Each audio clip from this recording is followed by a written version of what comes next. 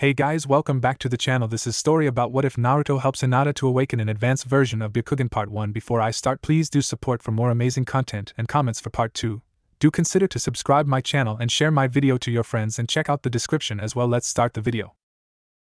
This isn't Shinigami's stomach. These were the first thoughts of Konoha's legendary yellow flash, Minato Namikaze, as he regained consciousness. The last thing he remembered was telling Hiruzen to make sure Naruto was seen as a hero. And now he is. Where am I? His eyelids were currently closed, so he slowly opened them, shocked at the amount of effort he had to use to do such a minuscule task. The first thing he saw was a concrete wall, with some lights illuminating the room. He heard some noises, so he turned to where he thought the noise was coming from. He saw that they were a few medical machines, indicating, from what he could tell, blood pressure, heartbeat, and things like that. He saw something that looked like an IV drip, and realized it was connected to him. What the hell is going on? He began to look down at himself, and realized he was wearing a hospital gown. He could tell he was almost skin and bones beneath that gown. He also realized that he had almost no energy in him, as he could barely muster the energy to move his hand. He wriggled a few of his fingers, and lifted it a few inches, but that wasn't much. He began to try and speak. Hello? His voice was still there, but it was a mere hoarse whisper than the commanding tone he was used to using. Trying his best, he spoke again. Hello? It wasn't much louder, and nobody was coming. Determining that he would stay alone until somebody came to check on him, his mind wandered to the important question. How am I alive? His mind raced through the events of the Kyuubi attack and sealing. The masked Uchiha attacking, threatening his son, controlling the Kyuubi, before he managed to defeat him. He had escaped, but he knew he would be back. Part of the reason why he sealed the Kyuubi into Naruto was that he would need all the help to beat that masked Uchiha. And he was not sure that his body would have been able to handle the full Kyuubi being sealed into him and going with him to Shinigami's stomach. On that note, is that portion of the Kyuubi still with me? He wished he could move and check the seal, but that was impossible at the moment. His mind continued on the thought of the fate of the Kyuubi, or the half-sealed in his son. Minato's contemplative demeanor brightened immensely as he thought about it. He was alive! He could raise his son! He could be there for him! A smile formed over his lips as he thought about it. He suddenly heard a new sound, breaking the sounds of the medical machines. He noticed the door finally, and saw the handle was moving. The door opened, and instead of some kind of nurse, he was surprised to see two boys and a girl sneak into the room. Deciding to figure out what was going on, he closed his eyes, pretended to still be asleep. See Kiba. I told you. It's the Yondaime Hokage. He's still alive. But how? How is he alive? He was supposed to have died with the Kyuubi 11 years ago. Minato nearly cried out loud, but kept his composure. 11 years. It had been 11 years. How was that even possible? He must have been in a very deep coma, and finally have awoken. He knew little about medicine, but knew someone with the ability to think and have motor control after that long should be impossible. Then he remembered the state he was in physically. The nurses must have made sure to heal his mind, so it never deteriorated. I don't know. I just know, here he is. How the heck did you find him again, Naruto? Naruto. Naruto? Naruto. My son! My son! Minato wanted to spring up and say something, but he soon realized that going back to a resting position and closing his eyes was a bad idea. He seemed to be stuck there, as he had lost the energy to move. Annoyed, he decided to keep still to listen. I told you, I pulled a prank on that Chunin who shoved me into a trash can, so he chased me all over. I had to hide, so I went into the warehouse building to see if I could find a place to hide. I found a spot, and realized there was some light coming from the floor. I found the trapdoor, and decided to look around. I had to sneak around a few guards, but I was checking rooms to see what was here when I found him. Amazing, and Naruto-kun? This time, it was a female voice. I know, right, Hinata? So, do you believe me now, Kiba? No way. We only got here this time due to my nose, and Hinata's eyes. It would have been easy if we had Akamaru, but Hana-ne-chan is doing his checkup. If we had so many problems, no way a dead last like you could do it by yourself. That's not true, Kiba-san. And Naruto-kun could do it by himself. He is really good at this kind of stuff. He can do anything if he puts his mind to it. It was followed by a squeak. Thanks, Hinata. I didn't know you believed in me like that. Nanny, Hinata? Hinata? Are you okay? Wake up, did I squeeze you too hard? Taking in memories from long ago, he could see the picture of what was happening quite well. His son was a stealthy prankster who apparently didn't do well in class. Kiba must be the same Kiba Tsum had, and Hinata must have been Hayashi's daughter, who was quite shy and seemed to have a crush on his son. The irony of Hayashi's failed attempt to get him and Kushina to sign a betrothal contract between the two after he found out he was having a girl was not lost on him. Feeling his energy coming back to him, he opened his eyes and managed to whisper aloud, "Naruto." The surprise of the three intruders was obvious. Hinata, a petite girl in a big jacket with lavender blue hair and a Heim cut, was just awakening and was on the ground, having fallen over in surprise. Kiba, with red cheek marks and a big gray jacket, jumped and began to look at the yandere. But Naruto, his Naruto, with spiky blonde hair, wide blue eyes, whisker marks, and wearing an orange jumpsuit, just looked confused. He thought it was understandable. The man did just suddenly awake and say his name. Ha Yandere-sama? Naruto was obviously stunned by the development. Minato quickly realized that Hiruzen hadn't told Naruto about his parentage, which made sense. Iwa was still angry at him, no doubt, and putting Naruto in the crossfire of that village was at the top of the list of ways not to protect him. "Come. Here." He called him over, causing Naruto, still wide-eyed, to shuffle over to his bedside. Then, slowly, he forced his hand up. He could barely lift it higher than a foot off the bed, but it was high enough to put his hand on his son's chest. He could feel Kiba and Hinata look very intently at the two of them, wondering what was about to happen. Naruto looked down at the yandere's hand on his chest, unsure what to do. He looked back at the man, now smiling, and asked, "Yes, Yandere-sama?" Minato took a big breath and said two words that meant so much to both of them. "Hello, son." "SS son?" Naruto began to stutter like a Hyuga heiress. Minato managed to nod. "Yes, son." In the same vein as the Hyuga heiress, Naruto fainted. Minato was only mildly surprised by this response, and forced his body to move so he could check on his son. He looked okay. There was no obvious damage, which Minato breathed a sigh of relief for. He continued to stare at his son, when a small voice broke his concentration. "Why Yandere-sama?" He turned to the feminine voice and saw Hinata moving slowly but surely towards them. "Yes, Hinata?" Minato asked calmly. Hinata blushed as somehow the yandere knew her name, but she was smart enough to realize he must have overheard their conversation. "Are you really Naruto-kun F father?" She began to poke her fingers together, something Minato assumed was a nervous habit. Minato smiled at her and nodded. "Yes, I am." "But how?" Kiba asked, incredulous at the development. "How do you think?"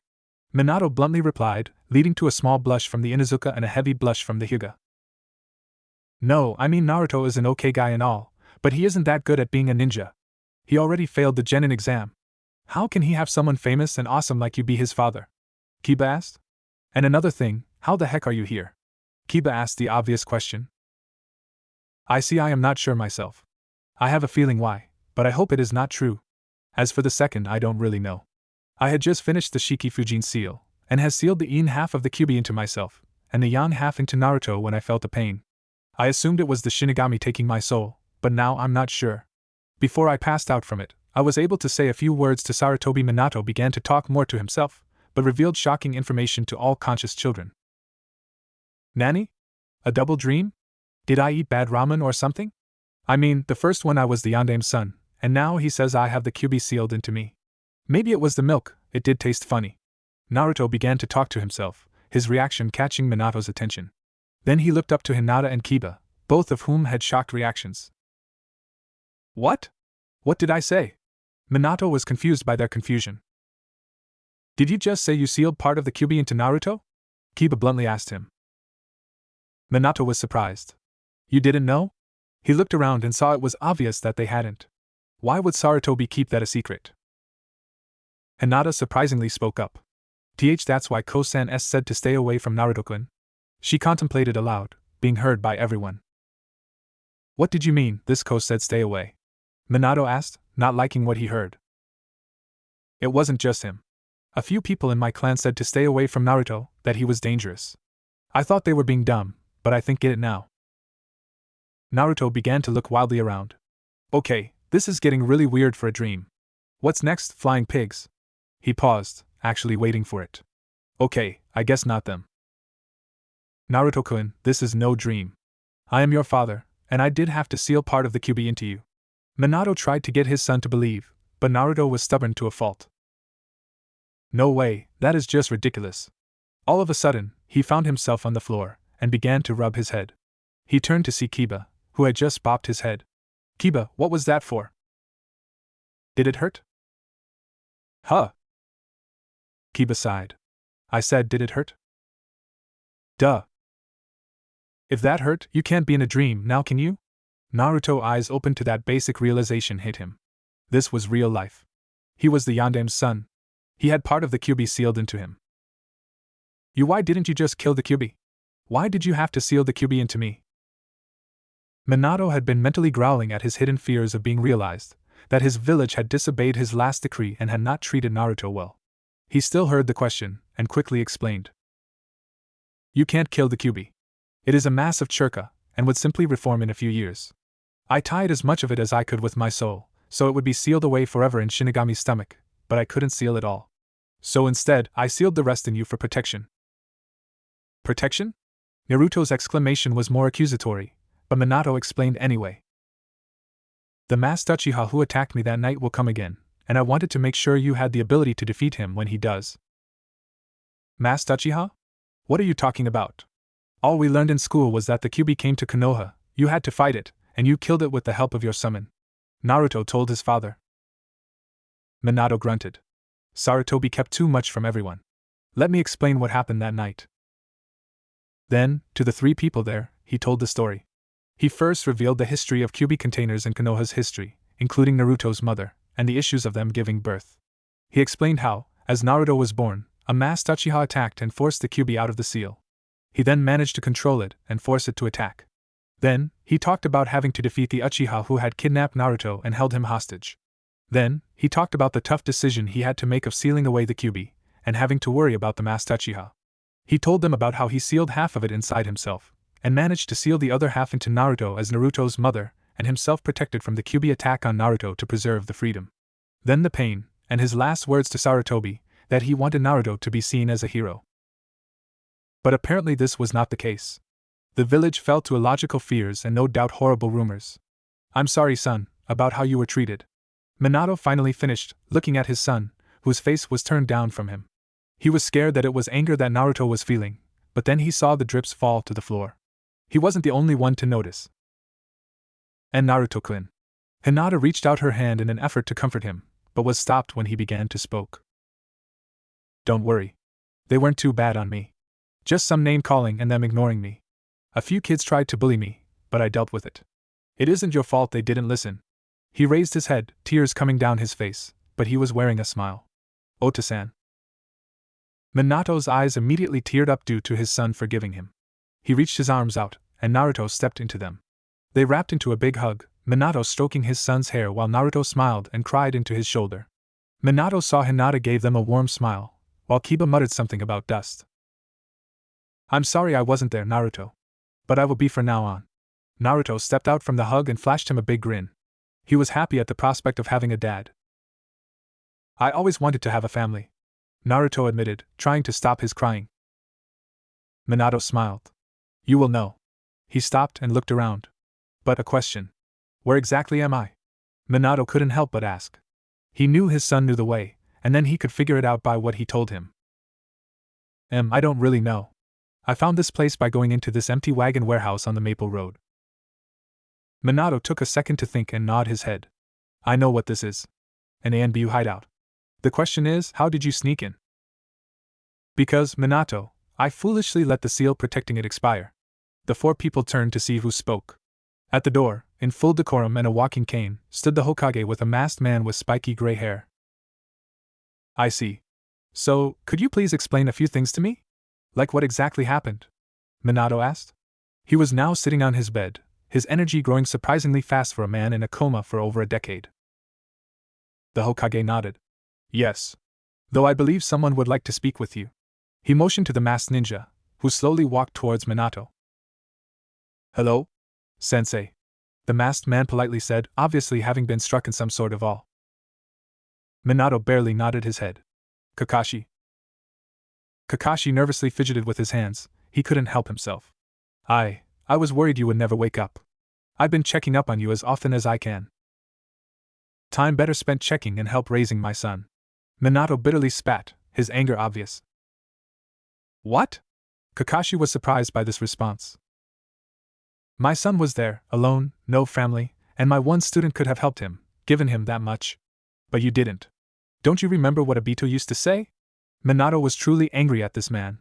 Jiraiya had an excuse. He has to keep up his spy network, he couldn't raise a child. But you, what's your excuse? But I did help, sensei. Who do you think watched him when he was young and defenseless? Who do you think made sure he stayed safe? Made sure he didn't go to a bad family? I did. Kakashi was quick to defend himself to his sensei. He would never simply let his sensei's son down. Anyone could have done that. But you could have given him family. Someone to comfort him. There is no excusing you. Minato was obviously angry, his eyes turning the barest hint of purple. The 3 academy students backed away, worried about what was about to happen, but didn't blame Minato one bit. Kiba thought Kakashi was trash for abandoning the pack. Hinata was mad that he didn't help Naruto-kun out. She wanted to, at least, but was too afraid that he wouldn't accept it or would see that she was weak and reject her. Naruto, he was more broken-hearted. Someone could have cared for him, someone that knew his mother and father, but didn't. Naruto knew that, while he grew up, Anbu had oddly watched out for him. But he didn't ever know it was this guy. In fact, he knew it was a bunch of people. Naruto wasn't sure he could forgive this man. Kakashi wanted to say something, but really wasn't sure what to say. He couldn't really defend against his sensei's allegations. Finally, Minato told him a command. I can't even look at you right now, Kakashi. Go! He pointed to the door. But Kakashi tried to put up a defense, but Minato simply jabbed his finger to the door. Go! Kakashi tried to say something, but the Hokage put a hand on his shoulder. Kakashi, nothing will be solved as of now. It is probably best if you leave. Kakashi opened his mouth to say something, but silently closed it. He made his exit from the room, obviously dejected. Minato watched Kakashi leave and calmed himself down. He turned to his son and his friends. I'm sorry about that, Naruto-kun. Just, that man should have been there for you. Naruto shook his head. No, Dad, I get it. I'm mad too at him. Kiba and Hinata gave confirming nods. The Hokage stepped into the Kakashi Hate Fest circle to try and break it. Anyway, I think it is time I tell you how you survived, Minato. 8 eyes turned to the old man, and 8 ears were ready for every word. I was shocked, when I reached the scene, to see that you and Kushina were still alive. I would have thought she had already passed because of the Kyuubi being released from her, and I thought that Shinigami would have already taken your soul. I noticed Kushina was making motions and suddenly struck you with a chakra-infused strike to your stomach before she passed on. I managed to get to you, and you told me about your final wish before you died. I left with Naruto, to get him to safety, while I told my Anbu to get your bodies to safety. I made the announcement, and was shocked by the backlash and calls for Naruto's execution. I then made it a law that no one was to speak of the Kyuubi inside of you, Naruto, so that you had a chance with the younger generation. Upon returning, I was greeted by an Anbu who told me that you were in fact still alive. You were put on life support, and I and a few medic neens inspected you to see how you lived. I noticed the alteration to your seal, from knowing the basic design from Naruto's seal and, fearing what that meant, called for your student Jiraiya to return from his duties to see what it meant. He was back within a few days, and inspected the new seal, until he had determined what had happened. The motions I saw Kushina doing were in preparation of a seal, a powerful seal she had learned in her studies of her clan's Fuinjutsu scrolls. It had been apparently created during the times of the Night Aim, when he created that jutsu. The children already knew so much, but there was no reason to reveal to them the existence of that jutsu. A seal to seal one's soul to their body. You see the practical uses for it to counter that jutsu, but Kushina used it for her own purposes. To try and prevent the Shinigami from claiming your soul. It worked for the most part. The most part? Minato asked, wondering what that could mean. Kushina attempts were focused on your soul, and not the Een portion of the Kyuubi, so the Shinigami took as much of it as it could. It also tried to take your soul, but the seal worked mostly. However, it was able to take a small, but sizable portion of your soul. What exactly does that mean? Naruto asked, the first to voice the question to what did it mean if you lost part of your soul. From what we can tell, it does not mean you will become more soulless or heartless, but instead will limit your capabilities. A full soul has full capabilities but a non-whole one. Means I can't be the shinobi I once was ever. The realization hit Minato really hard, that he could never be able to protect the village he always cared about like he once did. Sarutobi nodded. Yes, but you can still be a fine one, Minato. The three kids looked at one another. Ayano, what about the QB and Wayandame-sama? Hinata stuttered out, wondering what happened to it. Was it fully gone? Sarutobi looked at her, and back to Minato. Consider it a blessing that a portion of it was still left in you, Minato. If it had been fully extracted, you would have died due to the damage once incurs when a piece of one's soul has been ripped out. It has also kept your mind intact, a blessing in itself. Minato nodded. I have to say so. I think it is helping with my energy as well. I felt so tired when I woke up, but now I feel like I could do so much.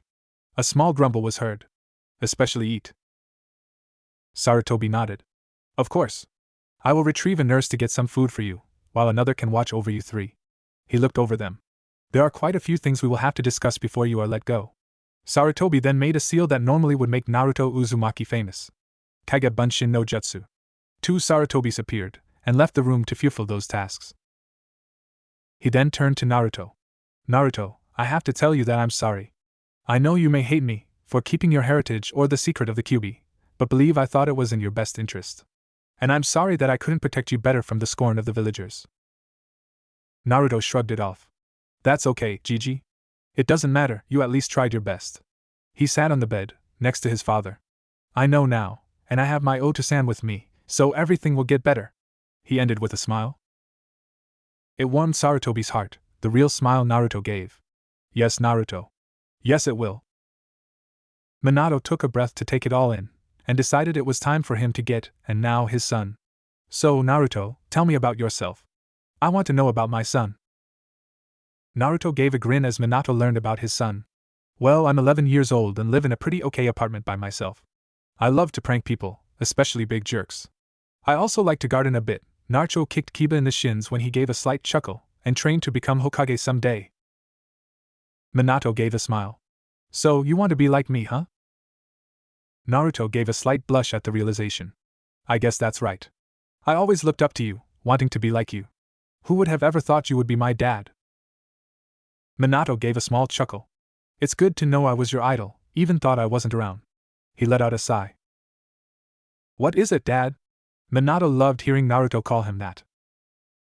Oh, it's just, I can't wait to begin teaching you. This coma has been stopping me, but I promise, I will make that up to you and you will become Hokage. Naruto took a gulp. Do you mean that? You will help me and everything. Minato suddenly pulled his son into a hug. Of course. That is what a dad is supposed to do, help their kids achieve their dreams. Naruto froze for a moment, then slowly hugged back his dad. Thank you? Was all that he could say, as he tried to keep his eyes dry. Hinata gave a warm smile at the heartwarming scene, and Kiba looked on feeling happy for his buddy and a bit jealous about Naruto's luck of getting his father back. Sarutobi watched on with a smile on his face, when the memory of one of his Kage Bunshin came back to him. Food will be here in a moment, Minato. Minato broke from the hug slowly, turning to his predecessor and successor. Thank you? Sarutobi began to nod his head, but was stopped by the dispelling of his other Kage Bunshin. Also, a nurse to watch you three is on the way. I apologize, Naruto, about having to break up this reunion, but there are some important issues I have to talk to your father about immediately. Naruto hesitantly accepted. Alright, Gigi. He got off the bed, and stood with Kiba and Hinata. 2 nurses soon entered the room, one ushering out the trio and taking them to a separate room while the other gave him a meal of rice with broth, fish, and some pickled vegetables. Bowing to the 2 leaders, she let them leave. Minato began to eat his meal as Sarutobi began to cast multiple privacy jutsus and seals to make sure his conversation with Minato went off in total secrecy. Minato quickly devoured everything on his plate, a not unexpected action from someone in a coma for 11 years. Finishing off the second of 2 glasses of water given to him, Minato set his tray to the side, signaling to Sarutobi that he was ready to talk. I have to say, I'm surprised, Sarutobi admitted to the blonde, who was slowly trying to move his legs to get the blood circulating. About what? Minato asked, unsure what he could exactly be surprised about. Your anger. Why is it focused on Kakashi, and not myself, or Jiraiya, or your best friend Hizashi Hyuga? He was going to mention the fate of the man's friend later on. Simple. I expected Kakashi to be the one to step up and raise my son. Isn't that a little unfair? He was barely a teenager himself when you went into your coma, he had lost all of his teammates, and then his sensei. A boy taking on that sort of duty. Under those circumstances, the Hokage tried to defend Kakashi, a loyal man who he thought shouldn't be getting the blame. True, he was a bit young when it happened, but he has had 11 years to get over it and stop the same pain and loneliness that he went through when his father committed seppuku from occurring to my son. I may have made Sensei his godfather, but I even told Kakashi that, if something were to happen to me in Kushina, that he was to raise Naruto in our place. A few years leeway, sure, but what happened? He abandoned him, Sarutobi. Abandoned him. That is something I will not soon forget. I never knew you told him? Minato nodded to his question. But still, why do you feel no hate to me, or your sensei, or your best friend? That is not completely true, Sarutobi. Minato corrected the man. I am a bit mad at your three, but I know you each had good reasons. You were, no doubt in my mind, going to be named Hokage again, and Biwako, your wife of 40 years, had just died. You also were here for Naruto. I can tell simply by the name he calls you, Gigi. Minato smiled at that. I thank you for your efforts, but I cannot help but wish you had done more. Jiraiya should have been there when Kakashi failed his duty. As godfather alone he should have had a role in Naruto's life, but he has his duties as spy master for Konoha which keep him away for long periods of time. He couldn't bring Naruto along, and simply leaving him here alone for months at a time might have been more cruel. If Kakashi had done as I asked, then he could have done so. No, it was quite possibly for the best Naruto, and he did not meet yet. His demeanor cracked into a smile. And my son wouldn't be perverted like he is. Sarutobi decided to let Minato learn from his son about how perverted he actually was. Damn Oiroku no Jutsu, he couldn't help but thinking to himself. As for Hisashi, well, he is a branch member of the Hyuga clan. If he had wanted to adopt my son, he would have been marked. And had I woken up to find this out, I would probably kill Hayashi for putting that damned mark on my son's head, a mark which I still have not figured out to cancel or remove. Though while I see he has stolen the heart of his niece, something he hasn't realized yet, what is his relationship to his son, my godchild, Niji? Sarutobi sighed, not wishing he would have to bring it up this soon. He had also forgotten about Minato's status as godfather over him. None, but it is not by Hisashi's choice. It is a sad tale, but one you must know.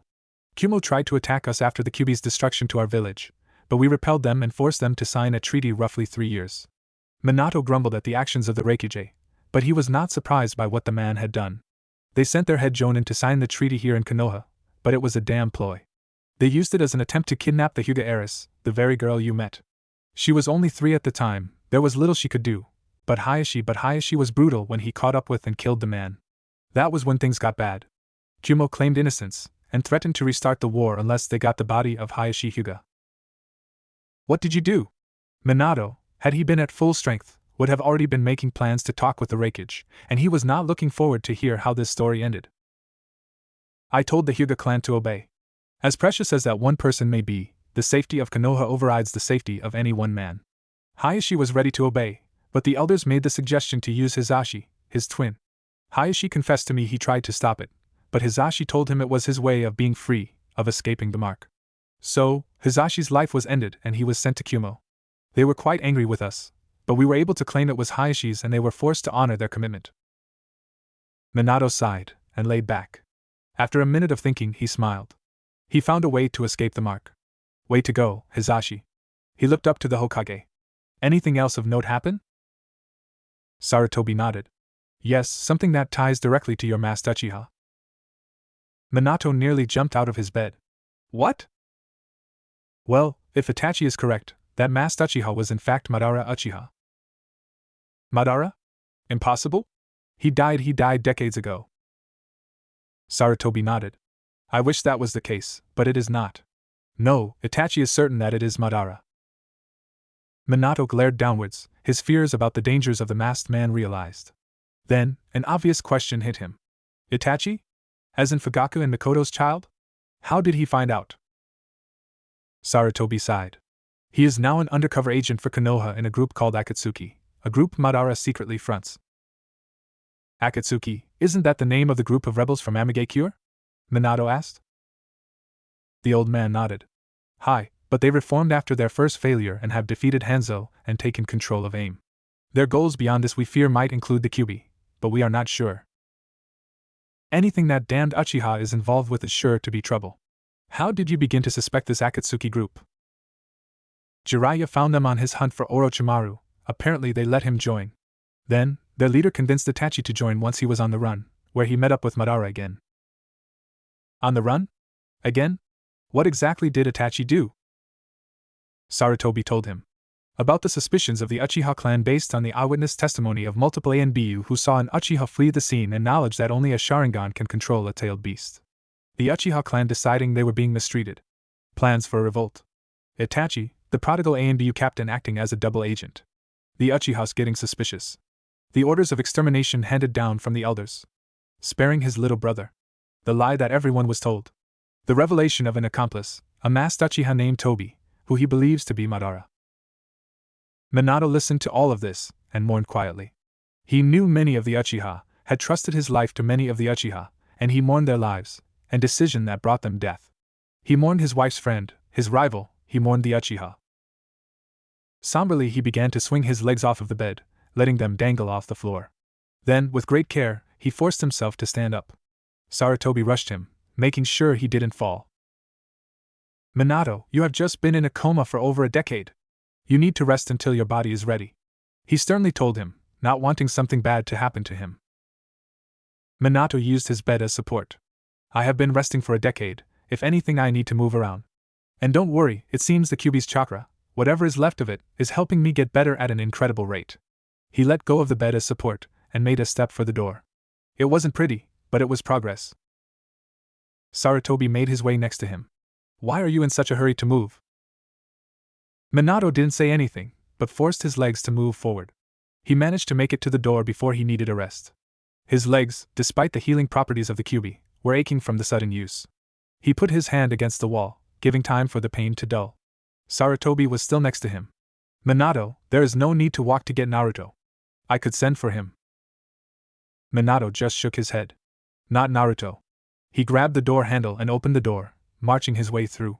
It was then when Sarutobi realized that Minato was only wearing a hospital gown. You realize you need some clothes first? You are only in a hospital gown. Minato looked down, and realized this was true. Fine, he spoke. A nurse in the hallway, the one that brought him food, caught his eye. Nurse-chan, bring me a pair of clothes and a bouquet of red roses. The nurse simply nodded and complied. Sarutobi was confused. What are the flowers for? Where are you going? Kushina. Sarutobi looked at the two clan heads standing across from him in his office, Hayashi Hyuga and Sum Inuzuka, and mentally sighed. He was going to get a lot of lip from them for what he was about to reveal. I am sorry for interrupting your busy days, but a matter has come up that needed to be brought to both of your intentions. Nothing was said by either party, both patiently waiting for the reasoning, but Sarutobi could tell Sum was a little bit on edge. Today, I apprehended your daughter, Hinata, your son Kiba, and Naruto Uzumaki inside of a classified area. This simple little comment caused a reaction to both clan heads. What the heck was my brat doing with your brat and the Uzumaki brat? She turned to Hayashi, seemingly to blame him. Hayashi let out a small sigh. If I'm correct, then they were both fooled into believing a highly disrespectful prank Uzumaki tried to pull in the academy today. What are you talking about? Sum bluntly asked the proper clan leader. Uzumaki is taking classes with my nephew, who is set to graduate next month, as he is attempting to graduate early. Today, my nephew told me about how the Uzumaki said he found the Yondaime alive and was willing to prove it. Somehow, he convinced my daughter and your son into coming with him. I always knew my daughter's skills were weak, but being unable to catch such a blatant lie? An outrage to the Hyuga name. He firmly spoke to the room. Sarutobi nodded. Quite true. Such a blatant lie should be caught by a well-trained Hyuga. However, it was no lie. Even Hayashi couldn't stop himself from whipping his neck around, like Sum did. What are you talking about, Hokage-sama? She was quick to ask.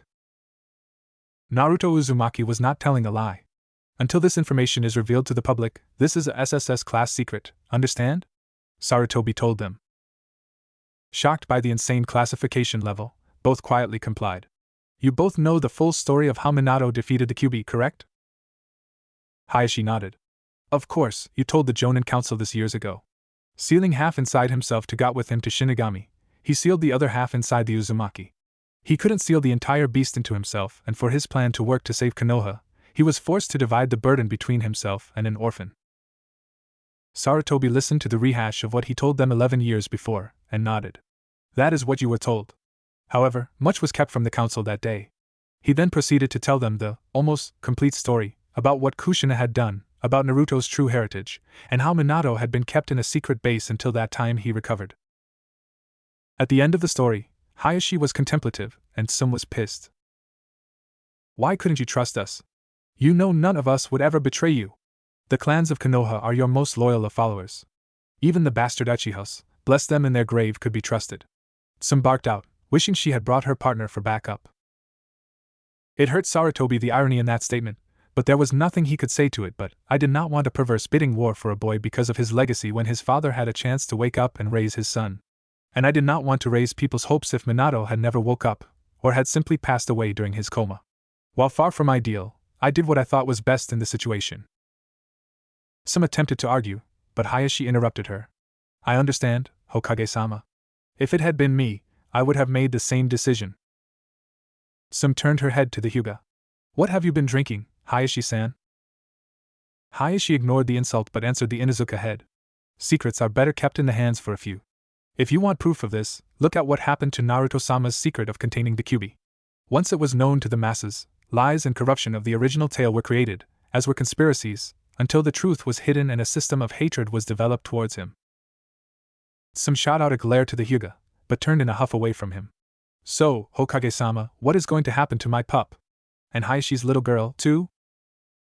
Sarutobi simply sighed. It is very complicated. While I wish I could simply keep your children at the base and not let them out until I announce to the public the survival of Minato, trying so would be very foolish. Between your two clans, you would find the location and compromise a safe house if you chose to object to my plan. So rather, I am ordering that they be reprimanded to the compound house for the next week or so, until the revelation can be made. Some thought about it for a moment, and gave a small grin. That isn't too bad. I can make Kiba do chores until he drops. Hayashi ignored the scheming of the woman next to him and gave a curt nod, signaling agreement to the solution. It would be best to do so. He paused for a moment, and decided to ask. Has Minato said anything about his duties as Niji's godfather? Ignoring some surprise at the statement, Sarutobi nodded. He knows of Hizashi's fate, and from what I felt when I spoke with him, he is quite angry with Kyumo right now. For his duties he has other things he needs to contend with first. Hayashi could guess what that meant, and nodded in agreement. Minato was now able to freely walk without too much of a hassle, and did so on the outskirts of Konoha with his son and ANBU assistant. He and his son wore black cloaks over their clothing, his son's orange jumpsuit and the white dress shirt and the navy blue shinobi pants he had been given. Each man had a bouquet of roses in their hands, as they quietly followed the ANBU assistant to their destination. Naruto eventually broke the silence. What was she like? Minato, knowing implicitly who he was talking about, gave a warm smile. She always loved to talk, and had the most cheerful personality, just like you seem too. Naruto smiled at the compliment. What else? He asked, almost impatiently.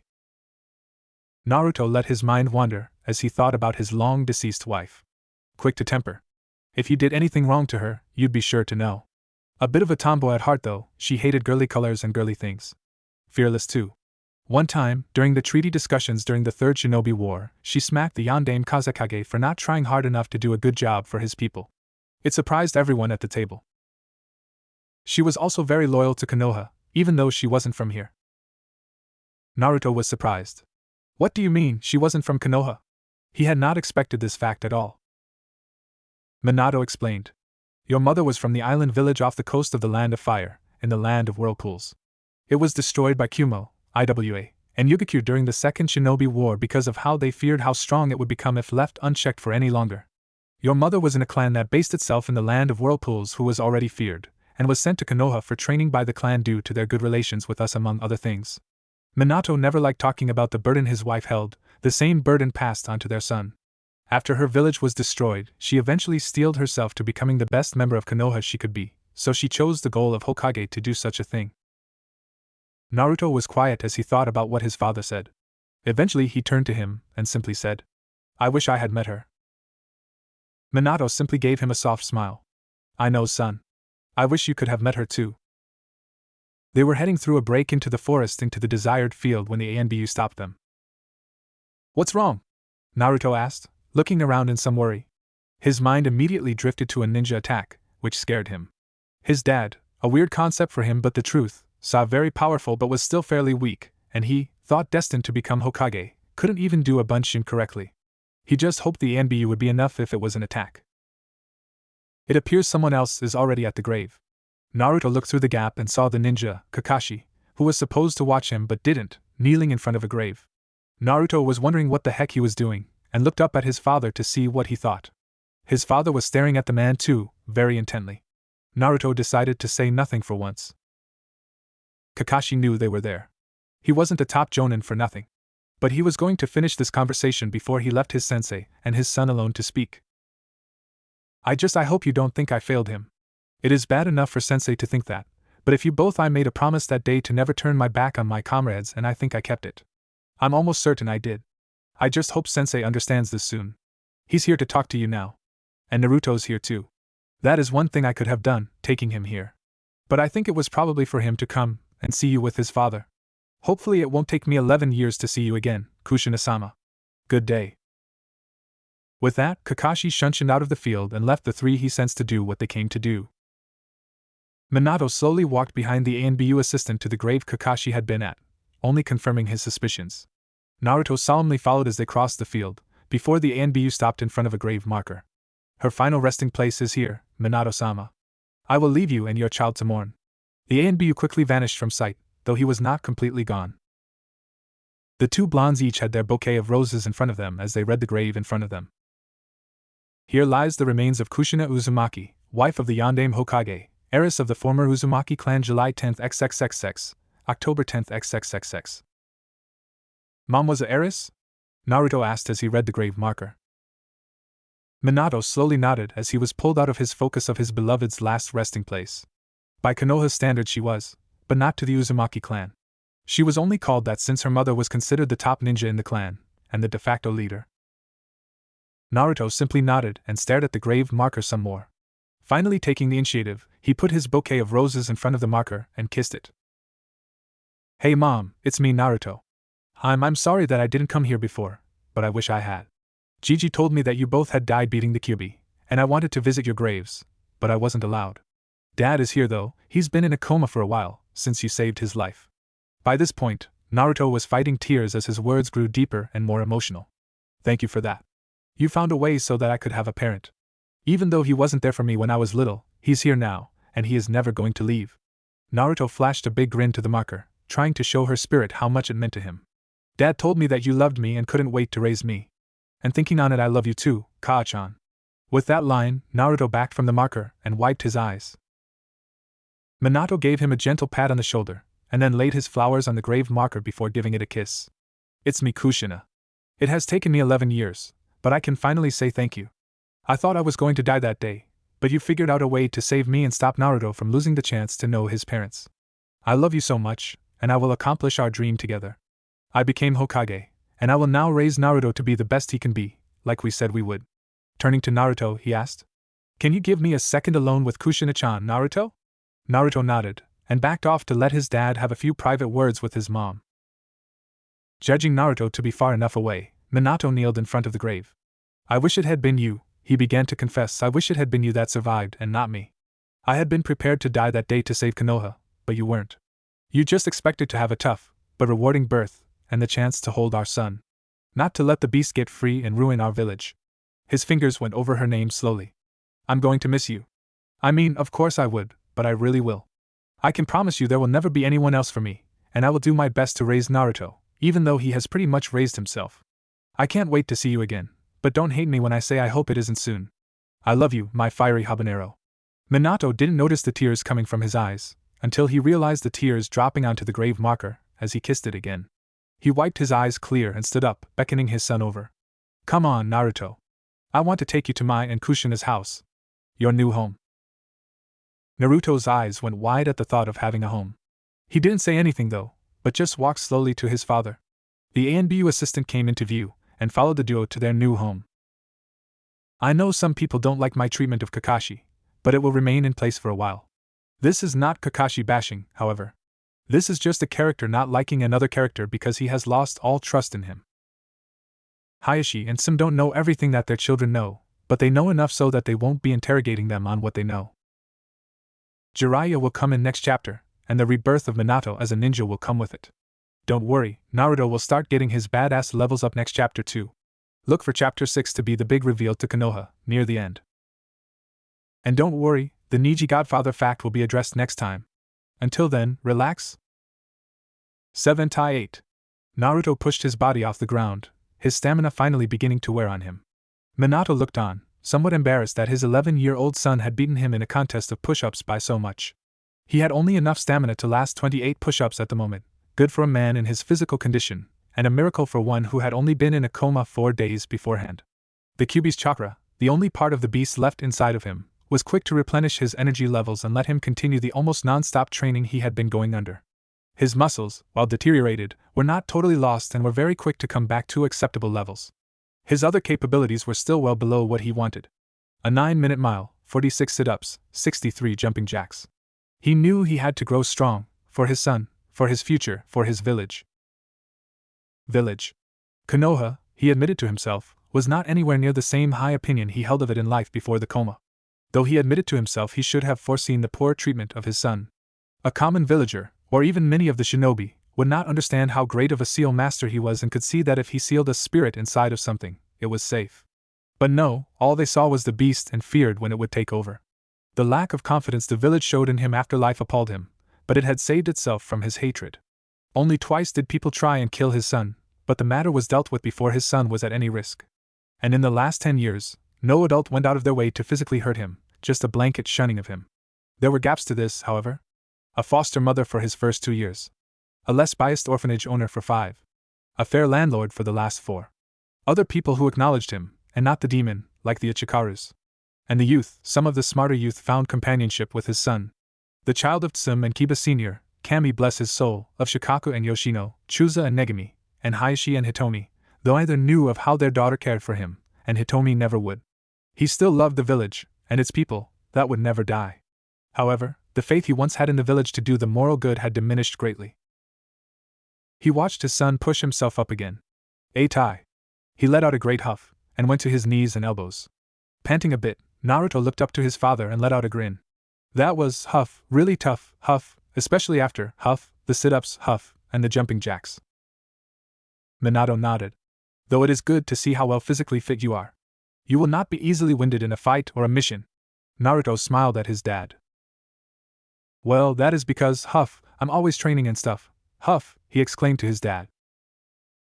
Minato hid the regret in his face. His son should have had a bunch of friends to play with, parents to love and care for him. He shouldn't have to have always been training. His strength, his speed, his intensity, all great things, but the cost had been too great in Minato's eyes. Well, that is good to hear, but I don't want you to overdo. Focusing on training too much can make you miss the little things that you should enjoy. Minato told his son, thinking of Kakashi and Rin as prime examples. Naruto frowned. But if I don't train as much as I can, huff, then how can I ever become Hokage like you, Dad? Minato smiled, and ruffled the hair of his son. Well, it took me years to become strong enough to earn the right to be Hokage. But you don't need to focus it all on training, you need to take a break and enjoy the good things in life.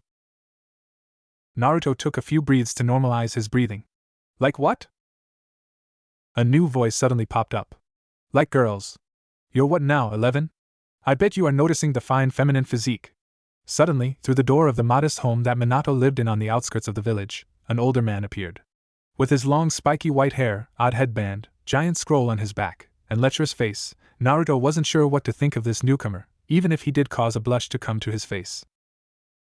He jumped to his feet and in front of his dad, who he knew still wasn't physically strong enough to fight someone yet. Who are you? The old man grinned at the opportunity to introduce himself. He began to move across the room in an odd formalized dance as he spoke. I am the great toad sage of Mt. Mayabuku, the man women love to love and men love to hate, the legendary Sannin, Jiraiya. Naruto processed the information for a second, before sighing. Oh, you're just my dad's old pervert sensei. He was actually disappointed, wanting someone to fight. Jiraiya face vaulted. Picking himself up, he looked toward Minato. Is that all you told of him about me? That I'm a pervert? Minato let out a smirk and shook his head. Of course not, sensei. But Naruto calls out people as he sees them. Jiraiya rolled his eyes to his greatest student, and turned back to Naruto. I don't know what your father has told you, but I am a great and brave shinobi who taught your father everything, A small cough came from besides Naruto, almost everything he knows. And to have you know, I am not a pervert. He suddenly looked both ways, and gave him a very perverted grin. I'm a super pervert. Naruto glared at the old man, and smirked. A super pervert, eh? Then you will be super affected by my anti-pervert jutsu. As Naruto brought his hands together, Minato looked on in interest. He hadn't heard about his son having an anti-pervert jutsu, and was actually proud. His son respected women and would not follow in the footsteps of his father's sensei, a lecherous perv. Oiroke no Jutsu. A puff of smoke came into existence and, as it dispersed, a transformed Naruto came into existence. Naruto's name for his sexy female version, stood tall with blonde pigtails and a busted body, large perky breasts, and swaying wide hips. The only thing that hid them was the strategic smoke clouds around them, but the shadows told the story. Minato face vaulted, crying silently about his son's technique and that he was in fact a pervert. He said it was anti-pervert, but only a pervert would use a transformation of a naked woman as a technique. Jiraiya had not expected such a beauty, a naked one at that, to suddenly appear, so he fell prey to the jutsu and shot across the room and out the door, a blood trail following his trajectory. The Naruto in front of both smirked. You aren't so strong if this beat you so easily. Naruto then poofed out of existence, and the sweaty Naruto in orange gym shorts and a white undershirt came back into existence. He began to laugh at the fallen Sannin, when a bop in the head came from behind. Turning around, rubbing the spot, he saw an annoyed look on his father. What? He expertly gave his father the puppy eye jutsu, one he had been quick to form since his father came back into his life. Minato sighed, still under prey to that jutsu. Just wake up my sensei, and go out front and relax. We have important matters to discuss. Naruto nodded to demanded, and went to wake up Jiraiya. He shook him up, laughing at the stupid grin on his face. Jiraiya sat up and, with his job done, Naruto left to relax in the front yard. Minato and Kushina had chosen a house that had little in the back but a big front yard. The thinking behind this was that they had nothing to hide and they wanted to be able to see any enemies that came to them, as the other three sides of the two-story four-bedroom house had strong protective seals guarding them from enemy attacks from the forest. Jiraiya closed the door behind him, and looked towards his student, tears in his eyes. Didn't think you would wake up, you know that Gaki? He smiled at him, showing how he cared. Minato only shrugged. You should know better than anyone than not to underestimate me, sensei. Jiraiya nodded. True, but to survive having your soul ripped out? You'd have to be inhuman to survive it. Minato frowned at the choice of words, and Jiraiya caught it almost immediately. I didn't mean it like that. I'm not saying. Minato cut him off. I know what you meant, and I understand. The Kyuubi's power, what I have left of it, gives me advantages over a normal person. Healing, stamina, power. All things that will help me on my road to recovery. Of that I am thankful for it. Jiraiya nodded knowingly. It will allow you to gain strength quickly, though you will almost never be at the same levels you once were. Minato sighed and nodded to the statement. True, but there are other ways to grow strong. I will still have seals, and I can still try to complete the Rasengan. And in time, I will take you up on the offer you made me before the war. Jiraiya perked his head up. Becoming a sage? Really? Minato nodded. I will need every ounce of power possible, to deal with the threats that still face us. Like Akatsuki, and Madara Uchiha. Jiraiya grunted. I still need a lead into Akatsuki. Despite being able to be focused on it when Orochimaru joined, I couldn't find a way in. Minato kept quiet on the possibility to using Itachi, as Sarutobi explained that it had to be kept a secret from all, that Itachi could not be questioned as the villain or else they would lose everything. Don't worry, we will find out what they want and stop them. Minato tried to keep it upbeat. His sensei acknowledged his effort and gave a weak smile. Letting out a big sigh, then, Jiraiya took a seat on the bench in the room. Minato decided to sit next to him, waiting for Jiraiya to ask him. So, I heard about how you are treating Kakashi. Jiraiya began, looking to his student. And? He asked quite simply. Why haven't you yelled at me then? I am his godfather, I should have been there for him. Jiraiya put the issue out on the table, making Minato explain. For one, I really didn't expect you to raise him if we died early. I told Kakashi to do so if the event arose. Secondly, no offense to you, I wouldn't want a pervert such as yourself to raise my son. I wouldn't want him to pick up your bad habits, something that has seemingly failed, as you see with that jutsu he used on you. Jiraiya let himself chuckle a bit. True, but that was a mighty fine jutsu he used though. A grin spread across his face. Minato shook his head at the sensei's antics. Finally, you have shown to me regret. You are saying that you are wrong, and know you should have done more. And from what I've seen, Kakashi doesn't realize this. He thinks the little he did do, that anyone could have done, was enough for him to do. He doesn't regret he didn't do more. Until he tells me that he failed to do the best he could have done with my son, I am going to leave Kakashi out of my new life. Jiraiya understood what Minato was getting at, and knew that it was a very Minato-ish way of dealing with things. Soon, the discussion went to Jiraiya's travels, and the success of his books. Minato frowned upon hearing the nature of them. We told you that your first book had been great. Did you really have to switch to smut writing? Jiraiya frowned. Hey, it is still quality writing. I just sex it up. I know you will love it. Minato grimaced at the comment. I'll pass, thank you very much. But when you write your next normal book, I'll be the first to read it. Deciding this was the perfect segue, Jiraiya said. Maybe, but I still make millions on royalties. But I need all that money for my spy network. And since I am going to be staying in Konoha more often, to see you and your brat, I don't want to have to pay for a hotel every time. And this house does have 2 extra bedrooms. Minato shook his head and smiled. Sure, sensei. It would be a waste of space otherwise, and it would be rude to force you to find a room elsewhere when you are here visiting us. Jiraiya grinned, but then there was a knock on the door. Naruto? Minato asked. Yeah? Hinata and her dad are here too, to see you. Minato was surprised. How did Hayashi enter through the protection seal he had left? He knew that Sum and Hayashi knew that he was alive and about, but not where he lived. It was hardwired to the warm blood of a few people he trusted, someone Hayashi was not one of. Sure, son, come in. Naruto opened the door, letting Hinata come in, wearing a proper deep purple kimono with Hayashi in a pristine white kimono following behind them, head up high. Minato and Jiraiya stood up. Hello, Hayashi-san. Hinata-san. Minato politely greeted them, while Jiraiya gave a simple nod for his greeting. Minato-sama. Jiraiya-sama. It is good to see you both. I have come here to talk with you on something important. And Hinata, she came here to check on your well-being. Hayashi told Minato properly. Minato nodded. I understand. Looking down to Hinata, he gave her a small smile. And thank you for your concern, Hinata-san. I am doing very well.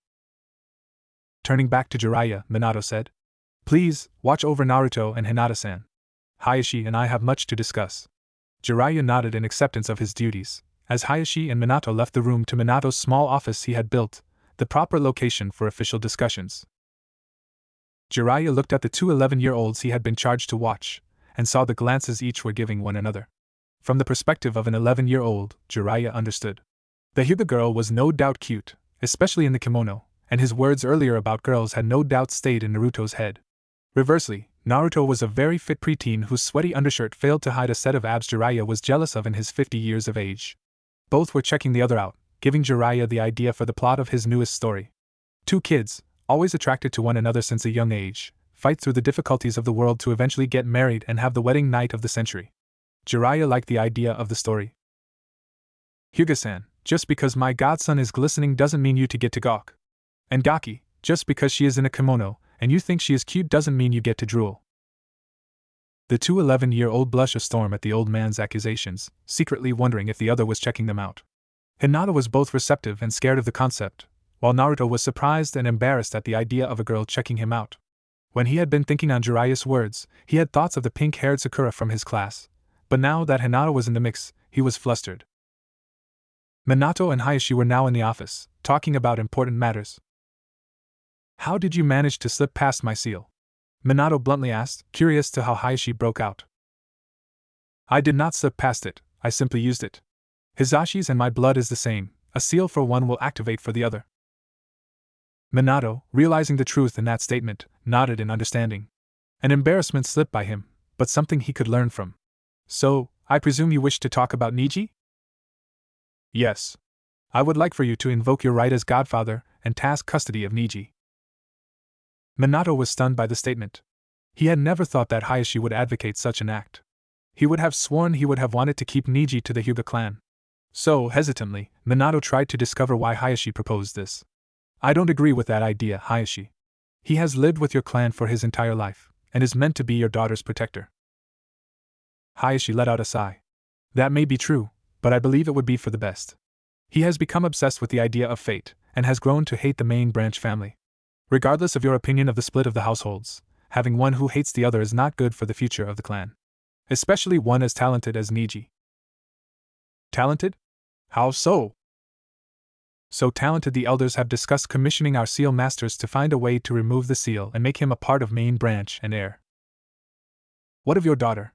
Does she not deserve to be heiress? Minato asked. Hayashi narrowed his eyes.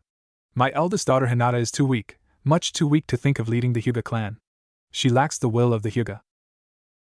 Minato frowned at the idea. Hizashi often said the elders thought the same of your wife. Hayashi flared his nostrils at the insult, but made no other facial expression. While it was said she was too gentle, she was as strong as any other Hyuga. Hinata, however, falls to her sister over 4 years younger than her. Minato's eyebrows furrowed at the comment, no matter how damning it was. He decided he was going to fix that, since it was obvious the Hyuga family had lost faith in her, and made her lose faith in itself. Still, do you not want Niji to be a part of your clan, if elders want him to become heir? Hayashi was silent for a moment, before he confessed. There is also a movement among the main branch to find an offense that Niji may commit, and use the seal mercilessly against him, until he may accidentally die. I don't know names, but it is there. Minato nodded. Jealousy, then? So this is more to protect him? To protect my brother's son? Of course. I owe my brother too much, his sacrifice will not be forgotten. Minato assumed Hayashi didn't know that he knew the truth behind Hizashi's death, and he did nothing to dissuade. But how will your clan feel if I take custody of Niji? What do you think? The Yondaime himself taking custody of his godchild, the Hyuga prodigy? Even the dissenters would be in awe of such an act. Minato silently contemplated the idea. Coming to a conclusion, he nodded. At least not for a month, but afterwards, yes. I still must spend time with my son, time that I have lost, and grow strong for Konoha. Perhaps, after the genin exams, I should take custody of him? Hayashi, thinking about the proposed solution, eventually nodded. I agree with that. I will make sure to protect him until then. He held his hand out. Minato nodded. Thank you, Hayashi-san. Minato shook his hand. And now the man who had lost 11 years had gained 2 sons. I can't believe how much stronger you have gotten in the last few days, Dad. You can almost do as many push-ups as I can. Naruto was trying to catch his breath after his and his father's latest round of exercises. It was only a week ago Minato woke up from his coma, but now his father was growing stronger all the time. Minato gave a smile, and rustled his son's head. Well, to tell you the truth, it wasn't all me. Naruto looked confused. What do you mean? It was obvious to Naruto that it was his father doing the push-ups, so what did he mean by that? Jiraiya stood up from his seat, having been supervising the workout for Minato's sake. He was using his chakra to reinforce his muscles, allowing him to last longer with each of his exercises. It is an advanced technique, one that is not commonly used in the field unless it is an emergency. However, I never thought to use it for muscle training, but it's obviously a good idea. No matter how your muscles are being fueled to exercise, they build up when they are. Minato nodded. I thought of it a few days ago, when I wanted to get used to using my chakra again. Most jutsu would be too dangerous, but something like this is pretty much risk-free. Naruto was intrigued by this. Could I maybe try this, Dad? It sounds really cool. Both Minato and Jiraiya shook their heads. Minato explained. It is a difficult task to learn in the first place, and you have no need to do so. I'm only using it to bring me back into shape, since it is such an exhaustive technique long-term. Naruto frowned. That sucks. Well, what are we gonna do next? Minato turned to Jiraiya. I think my chakra stores are exercised enough for me to attempt a few basic jutsus. But I want you around, in case something happens. Alright, sensei? Jiraiya nodded, so Minato turned to Naruto. You don't mind, do you, Naruto? Naruto shook his head. Of course not. It would be cool to see you do some jutsus. Are you going to summon frogs? Or maybe use the Rasengan? Or even the Hiraishin no Jutsu? Minato shook his head, but paused. Well, at least not the first 2. It actually shouldn't be too hard for me to do the Hiraishin no Jutsu, it doesn't use much chakra. But I meant the basic 3. You know, Henge, Kawamiri, and Bunshin. Naruto understood, so he gave his father some space to cast his jutsus. Minato took a breath as he made the hand sign for his first jutsu, concentrating on a certain form. Henge no Jutsu. A puff of smoke popped up, and a version of Jiraiya suddenly appeared. Except that his nose was much bigger than normal, and a little bit squashed. Minato looked at himself and frowned, releasing the jutsu. He looked up to his sensei. It looks like my control is still shot. Where is a piece of paper? He asked aloud, looking towards his sensei. Jiraiya grabbed his notebook and flipped it midway through. He grabbed his pen and handed it out. Here's some paper and a pencil, but I don't get why you need it. Wordlessly, Minato took the notebook from his sensei's hand and ripped out a piece of paper. He proceeded to give it back to his sensei. Then, ripping a piece off of the paper, he put it onto his forehead. He leaned back slightly, but Naruto was sure that the paper should have still fallen off. How the heck is that sticking to your head? Naruto asked. Minato was surprised, causing the paper to fall off. He caught it before it hit the ground, as he turned to his son. Are you saying your academy sensei never had you use leaf concentration practice? Minato had heard many stories about the academy already from his son, and was actually disappointed in how much easier it had become. But he thought for sure that would have still been taught. Naruto took a second to think, until a light bulb popped up over his head. Oh, I think that was the thing Iruka-sensei wanted me and the guys to do a few times, but we all ended up and we all had to leave before we could do it. He remembered his dad didn't like that he skipped classes and whatnot, so he didn't want to make him more angry. Minato sighed, knowing what Naruto had been hinting at, but he let it pass. He quickly ripped another portion of the paper off and handed it to Naruto. Do you remember what your sensei told you to do for the practice? Naruto took another moment to think and hesitantly nodded. Yeah, he said we had to use our chakra to keep the leaf to our forehead, and if we didn't concentrate on it, the leaf would fall off. Minato sighed. It's good to know you at least listened. Well, do that, but only with this paper. Do you understand? Naruto let out a small frown. But why do I need to do that? Jiraiya rolled his eyes and answered. It helps with chakra control, something that I have heard you were miserable at. So put the paper on your forehead and concentrate, like your dad. Naruto looked over to his father, and watched as his father kept the paper stuck to his forehead, it being clear he was concentrating on getting the task done. Naruto decided to follow suit as he put the paper on his head, throwing himself into the task at hand. After a long day of re-establishing his chakra control and refamiliarizing himself with his basic jutsus, Minato Namikaze sat alone in his master bedroom, staring at an old picture. He never noticed Jiraiya standing in the doorway, until he cleared his throat. Minato. Minato realized his sensei was there, and let the picture drop to his lap. He looked up at his sensei. Yes, sensei? Jiraiya casually walked into the room, his face focused on the picture in his lap. Sarutobi-sensei spoke with the Jonin Council today. They have been made aware of your survival and Naruto's heritage. He knew his sensei was focused on the picture he was holding, so he casually covered it with one hand. I'm surprised it took him so long. What did they think? Jiraiya let out a chuckle. Well, there were quite a few who were pissed that they were left out of the loop. Most are happy that you are back, and are wondering you are going to become Hokage again. No. What? Jiraiya was surprised by his student's bluntness. I'm not going to take up that hat again, unless I absolutely have to. I don't regret anything I did last time, but my son was left alone for 11 years. I don't want that to happen again. I actually want to be there for him, and help him become Hokage someday. I can't do that if I'm stuck in an office all day. What about being a day-to-day shinobi? You retiring from that too? Jiraiya accidentally made it sound accusatory, even though it was an innocent. Minato misunderstood. Of course not, but what if I did? I should be able to retire if I want to, the clan heads have pretty much retired, why can't I? Jiraiya backed off. I didn't mean it like that, kid, I just was asking. Though I'm not surprised you want to stay in the forces. I never thought of you as the kind to sit around all day. That was probably your least favorite part of being the Hokage, wasn't it? Minato calmed down, knowing he didn't mean to offend him. Yeah, definitely. I just wanted to be out there, doing missions for the good of the village. There was a silence between them, before Jiraiya told him, your son will probably be treated like royalty when the village finds out, by the way, if I can predict by how most of the Jonin Council looked after Sensei told them.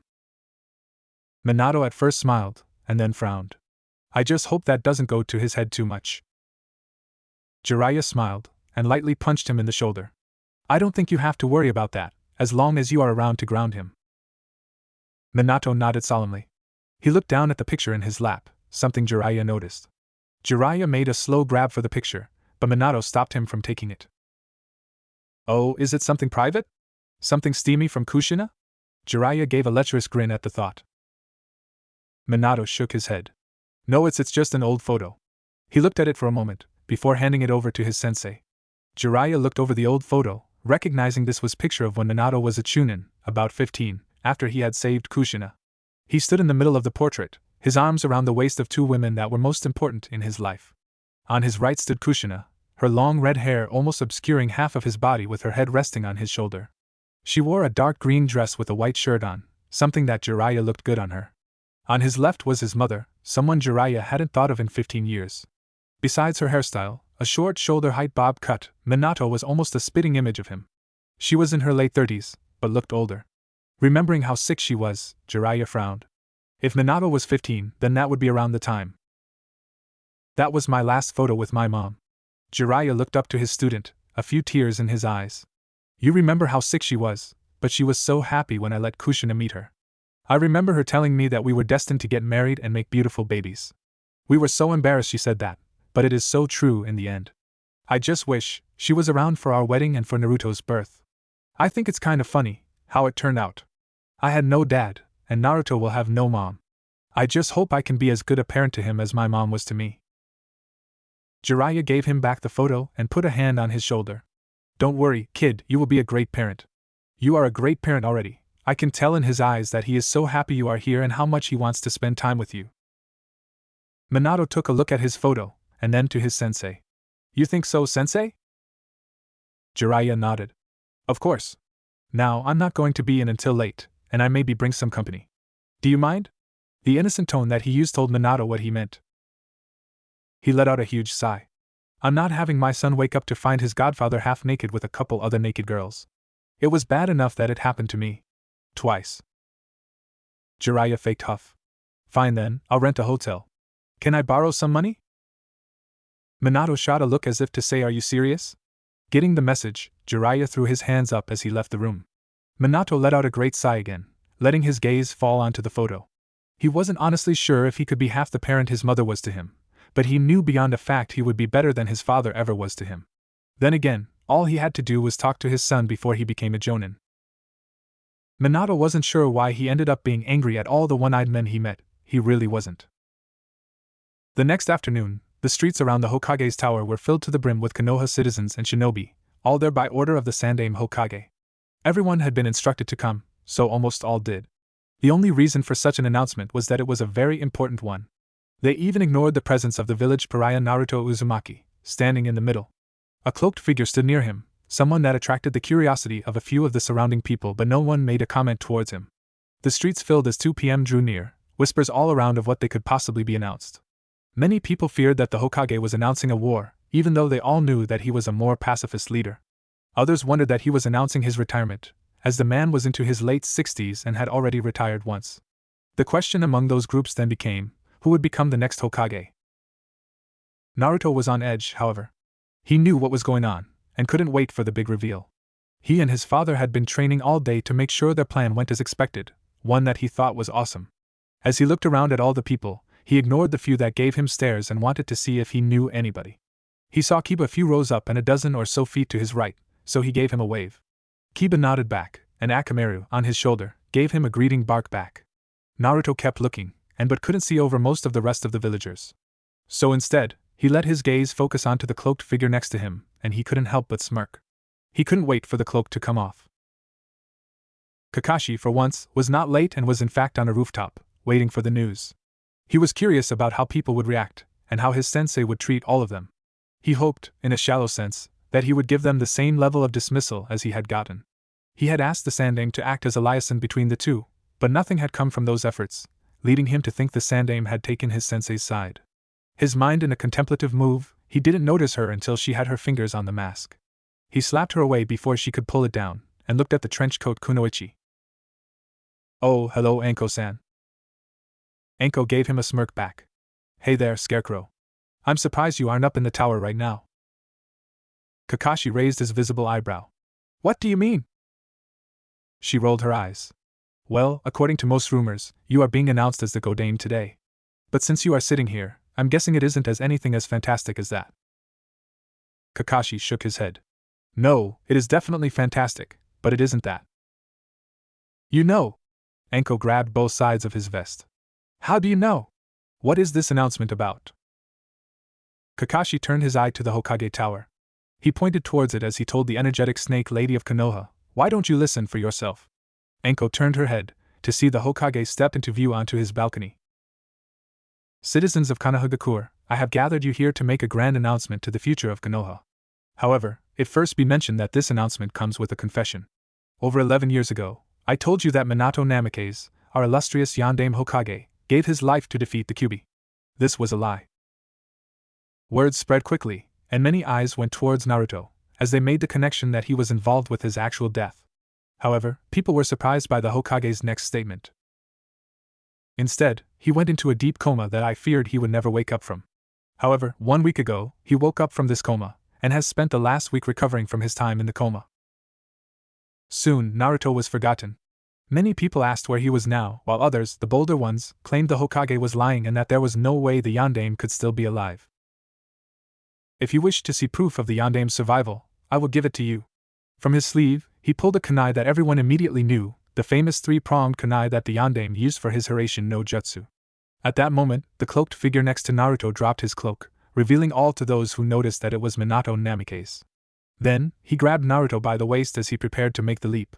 He focused his chakra to the special seal tattoo he had made to activate his jutsu of legend and knew when the Sandaime dropped his kunai.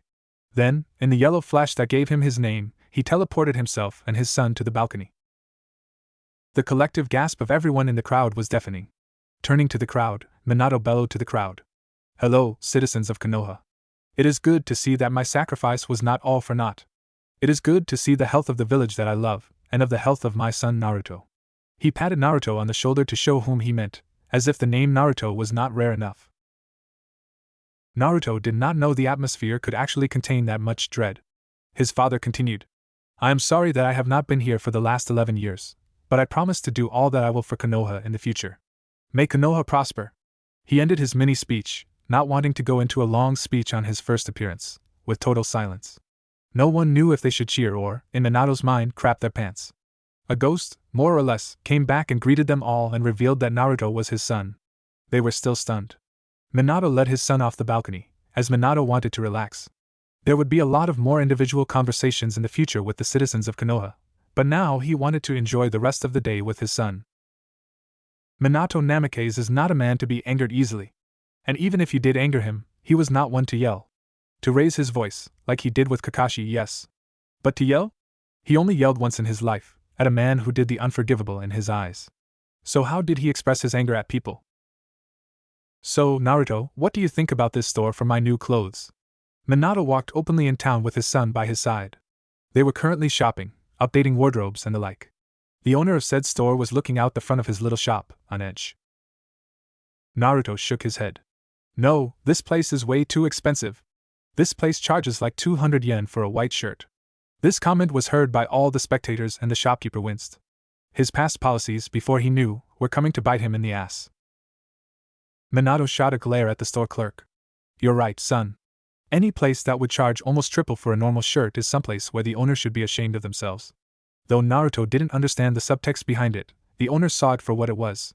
The most polite and subtle F***ku he had ever received. He wasn't the only person to have gotten this response from the Yondaime. He wasn't the only one that would be getting a sharp drop of business either. Minato didn't spare another glance at the store as he took his son to the next place of judgment. It wasn't really fair to use his son like this, as the barometer of a person's sins, but that is what they earned by his poor treatment of them. He walked to the next clothing store, pointing to it as they came close. "What about there, Naruto? Do you know if it has good clothes?" Naruto blushed. Dad, that's a store for girls." Minato's eyes went wide as he came closer to the store. It was obvious just by looking, and it was just that, a store for women. Minato let out a cough. Well, I didn't realize that. I thought who's up for Ichikaru's?" Naruto jumped up excitedly. "Seriously? I would love some." Minato grinned. "Alrighty then. I haven't seen Tucci since I woke up. I wonder how he is doing?" It was true. It was only 2 days ago that the revelation had come to the general population, and he hadn't gotten to eat at Kushina's and his son's favorite restaurant. The first day had come to cheers of the general population, but they soon realized that he wasn't happy. Oh, he smiled, and acknowledged everyone, but they could tell, Minato made it obvious, that he wasn't happy. Comments to a few shinobi who made Naruto flinch just by seeing them, they were the ones who called him the worst names, made sure to everyone this was the case. The ones who hurt his son would not go unpunished. However, Minato knew he wouldn't have to do at Ichikaras. In fact, by how much his son praised them, he probably needed to thank them in a big way. Minato found himself in front of the ramen stand, Naruto having already jumped into an open seat. He heard him loudly order for a bowl of pork miso as he went under the flap. Tucci looked up, saw him, and then bowed deeply. Yo Yandame-sama. What an honor to have you eat at our establishment. Minato waved him off. Tucci-san, I ate here the day you opened. Do you remember that? Minato began to tap his chin. If I remember right, I actually came in here to do some kushina watching, and you had me order. I ended up getting 2 bowls of shrimp ramen. Kushina watching? You watched my mom? Minato let out a bit of a nervous chuckle. Did I say that out loud? It is just that I liked her back then, but I wasn't sure how to approach her yet. It is quite common actually. People who like other people tend to watch them, especially if they are shy. Naruto's eyes went wide in understanding. Really? So if I like a girl I should watch her? Minato sighed. No, I mean that, some people who are more shy will do that. I don't think you will have any problems with that. Naruto nodded to that. He had been thinking about asking out Sakura before all of this happened. He wasn't afraid of getting rejected. However, he also had seen Hinata was actually really cute and nice, so now he wasn't 100% sure if he wanted to ask out Sakura. Yeah, I probably won't, Dad. Minato ordered his bowl of shrimp and caught up with Tucci and Ayam, only a little girl when he had last seen her. It took a bit longer than normal as the stools surrounding the yandame were filled and orders made. Despite his hostility to those who treated his son poorly, he still had fans and the such. In fact, Naruto recognized one of the people next to him. Mizuki-sensei. I didn't know you liked ramen. The white-haired man gave a nervous grin at the boy. Ah, yes, well, I felt a little peckish for it. Minato studied the sensei of his son carefully. Mizuki, I remember you. When I visited the academy, you were the one to swear to become the strongest ninja ever. I never thought of you as an academy sensei, though. The man shrugged as he took a sip from his glass of water. Well, things changed. It was obvious he was nervous, but Naruto thought highly of him. Minato figured he was one of the silent haters, those who hated but never said anything about it. He would keep an eye on him for sure. So, what do you teach my son in school? Mizuki scratched the back of his neck. Well, I'm not much really. I just help Iruka-san in class, and with weapons. Minato nodded to this. Well, I bet you are a fine teacher in weapons. Mizuki let himself laugh a little. Well, thank you, Yandame-sama.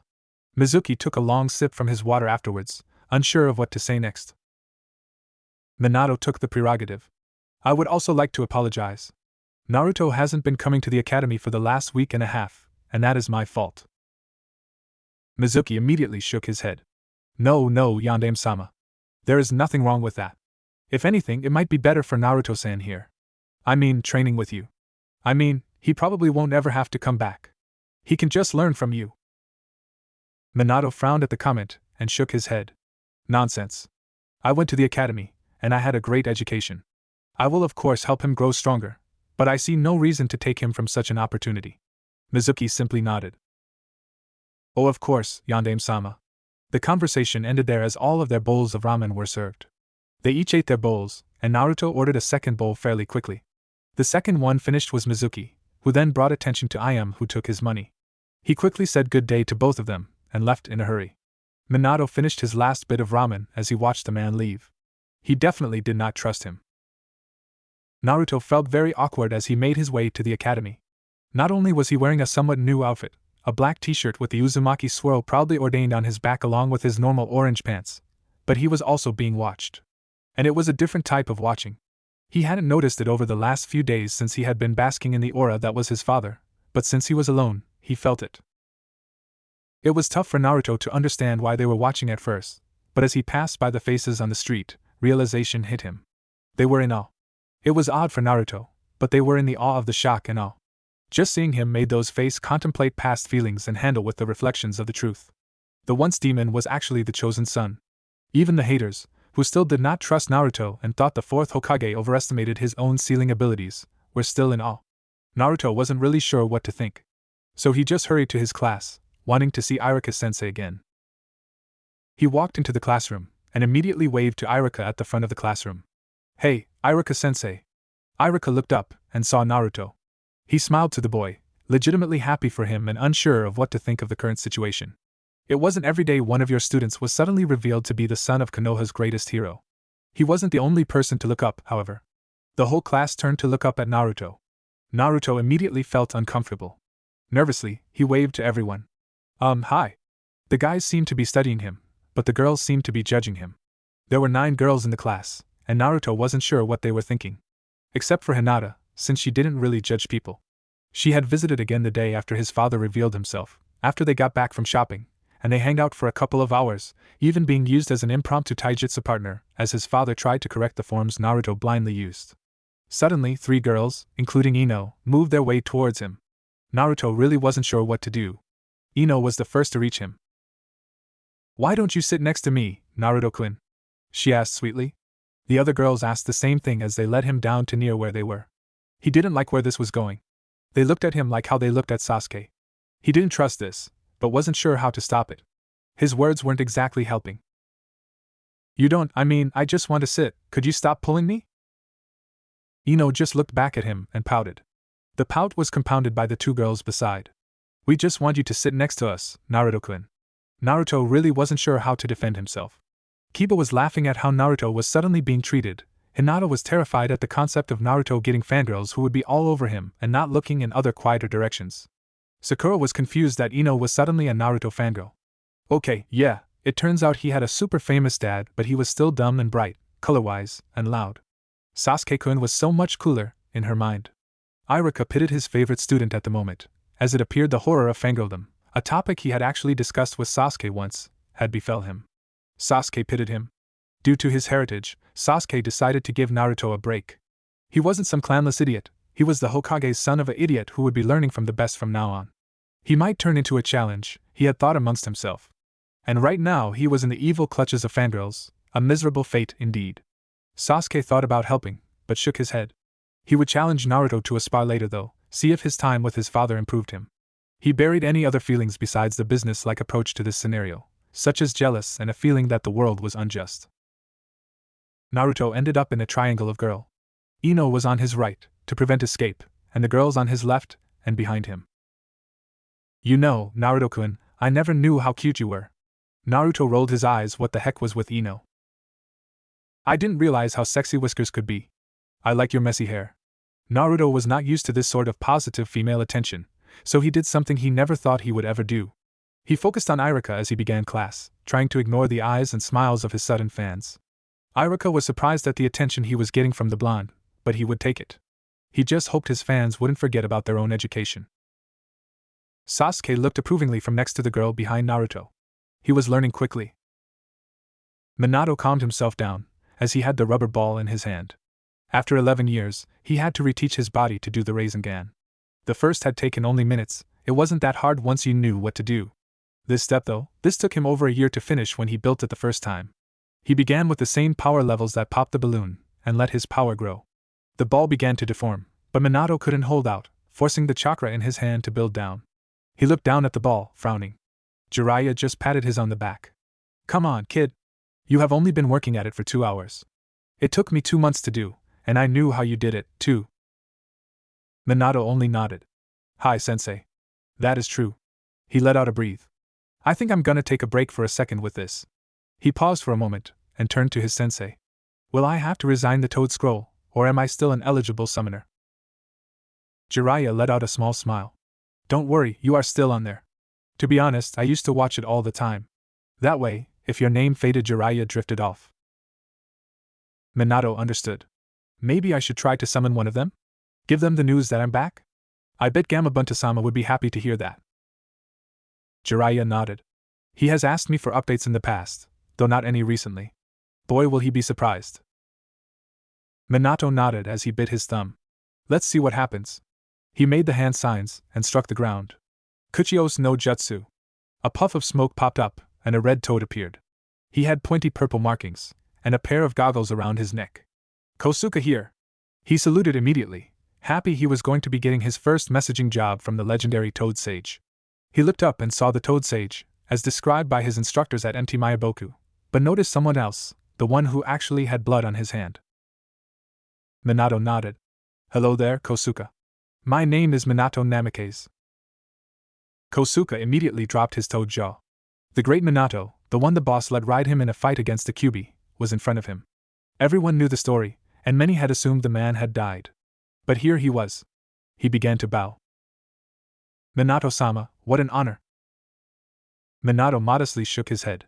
It's all right, Kosuke. I see you are wearing a pair of goggles. Does that mean you are a part of the messenger toads? The eager young toad nodded. Hi. Minato just smiled. Good, I need a messenger. Can you give Gamabunta-sama a message for me? The toad nodded.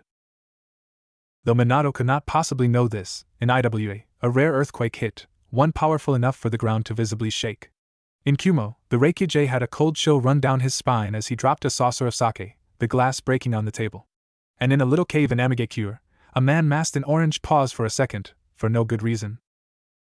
Tell him Minato Namikaze is back. The punch was wild over Sasuke's head, leaving the ribs to be seemingly exposed. However, as Sasuke went to take advantage and finish the spar with a body blow, his fist was blocked by Naruto's right arm, just above the elbow, having been pendulum to protect the opening exposed as the right missed. Then, with the rest of his right arm, he knocked away the arm. With his left, Naruto tried to take the opening but was stopped by his hand being caught by Sasuke's right. He tried to pull away, but Sasuke's grip was firm, so Naruto tried to boot him into the midsection. However, he was caught by Sasuke's left hand. Then, in an impressive bout of strength, Sasuke suplexed Naruto as best as he could from that position, leaving Naruto temporarily breathless. In that moment, Sasuke rolled through onto Naruto's chest and put a hand around Naruto's neck. He ignored the gasps from the fangirl spectators, like he normally did. How they found about his challenge to Naruto was beyond him, but they were there and they had cheered for sides. And the side for Naruto was in despair. I win. Naruto tried to claw his way out of the choke, but Sasuke kept firm until Naruto gave up. He let up the pressure before he accidentally killed him, or something like that. Naruto immediately began to message his neck. I can't believe you beat me again. What is that, the fourth time in the last 3 weeks? He looked up to Sasuke, who was offering a hand. No longer surprised by this kind gesture coming from him, he took it, standing up. Sasuke simply nodded. Yes, it is. He took a look to the left and let out a sigh. Rampaging fangirls left. Then, without another word, Sasuke was running as fast as he could. As soon as those words were processed by Naruto, he was off to the races too. Naruto had learned about the evils that was fangirls from hanging out with Sasuke a surprising amount. His father had told him his mother and Sasuke's mom wanted them to be friends, but he didn't expect it would come so easily.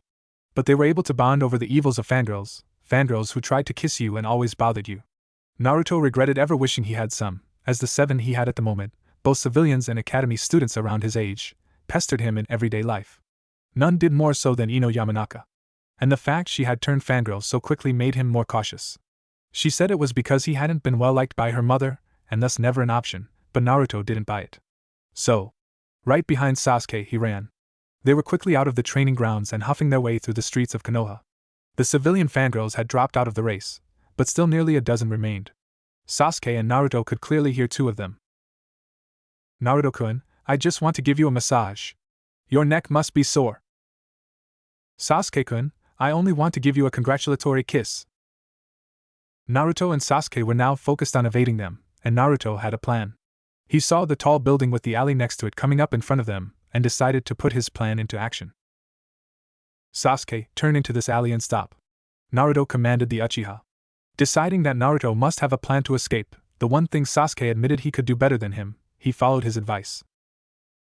The band of fangirls were quick to turn into the alley and run full force down it, certain that their idols had turned down this corridor. They rushed to the other opening of the alley, hoping for a glance of where they had gone. Sakura heard a noise behind them suddenly, and turned to see an amazing sight. Naruto was piggybacking Sasuke as he back-flipped off of the wall of the building they were next to, coolly landing on his feet. Sasuke-kun! The band of fangirls immediately turned their heads and rushed at the duo, now leaving the alley. Dobe, you jumped down too early. If you had waited 10 more seconds, Sasuke began to yell at him. I couldn't hold it 10 more seconds. My dad only showed me that last week, and I had to hold up a certain fat someone. Naruto insulted him back. Sasuke shot a glare and suddenly shoved Naruto into a nearby trash can. Whatever. Stop following me anyway, you are making it too easy for them to track us. Naruto barely heard the end of Sasuke's statement as he ran away. Naruto quickly brushed himself off and made a quick map of where he was, and where he could hide. He quickly realized he was a block away from the Hyuga compound, and that Hinata would probably hide him. She was the only girl who wasn't fangirly and was pretty cool in general. So, as the horde descended, he quickly bolted for the Hyuga front gate. He was in a dead run. Ino and the trio of his fangirls still chasing him were on his heels as he went for the compound, the guard in sight. Naruto could notice the guard roll his eyes at the sight as he barreled towards them. He then realized 5 people were barreling towards his post, and made a move to stop them. It was unneeded, however, as Naruto was quickly grabbed by the shirt by his father, who appeared out of nowhere. Ino and the band of fangirls made an immediate stop. Minato looked on the 4 girls, and wished he had a squirt bottle and a rolled-up newspaper at the moment, so he could train the girls to stop harassing his son. Instead, he let out a mighty sigh. If my son is running from you, you should take the hint. He was pleased to see they at least looked embarrassed. Sorry Namikaze-sama. Well, look at my wrist, we have to go. The 4 girls scattered, not wanting to face off against the legendary shinobi. Said shinobi looked on and shook his head, before turning his attention to his son. His son was wearing a grateful face. Thanks, Dad. I thought they would never stop chasing me, Naruto told him. Minato just closed his eyes. Did you forget about what we were doing today? Naruto was confused. What? Minato let out a sigh. I told you at breakfast? To come home immediately so we can prepare to see the Hyuga clan. Naruto pondered for a moment, before his eyes went wide. That was today. Sorry, Sasuke challenged me to a spar, and he has beaten me the last 3 times, so I needed to beat him this time. I didn't, but I will next time. Minato had a bewildered look at his son's logic processes, and simply blamed Kushina. He released him from his grasp, while telling him to brush off his clothes. They were then escorted to the Hyuga clan home. Naruto looked around in wonder of the awesome home Hinata lived in when a question came to him. Why are we here, Dad? Minato let out a sigh, and looked towards the guard. Could you give me a minute? The guard's eyes went wide in surprise of the request, but simply nodded, giving the former Hokage room. Minato then checked around, making sure the coast was relatively clear. Though this wouldn't need to be kept secret for long, he didn't want Niji finding out prematurely. Naruto, there is something I haven't told you about. I was worried. Naruto looked puzzled. What do you mean? I put off telling you this because I wasn't sure if you would like the news. You probably will, but I had my fears. What about though? Naruto was getting edgy, wondering why his father was being so secretive. Minato took a breath before telling Naruto. You see, Hayashi-sama's nephew, Niji, is in actuality my godson. He wants me to take in Niji, as per my duty as godfather. Naruto took a second to react, but he gave a smile. Why would I be mad at that? This means I'm getting a brother, right? Naruto actually sounded excited at the concept. Minato let out a sigh of relief, along with the breath he was still holding. He feared his son would backlash a sudden addition to the family, that he would want to monopolize his limited time with his father, but of course his son would think like this. He should have realized how much Naruto wanted family, and a brother would fit that nicely. He nodded. It's good to hear you are so excited. I was going to tell you this when you came home today, however. Naruto rubbed the back of his neck. Haha, sorry about that, but this is so cool. I'm gonna get a brother. What did you say his name was, Niji? Naruto stopped, and puckered his lips. Wait, Niji Hyuga? I remember him.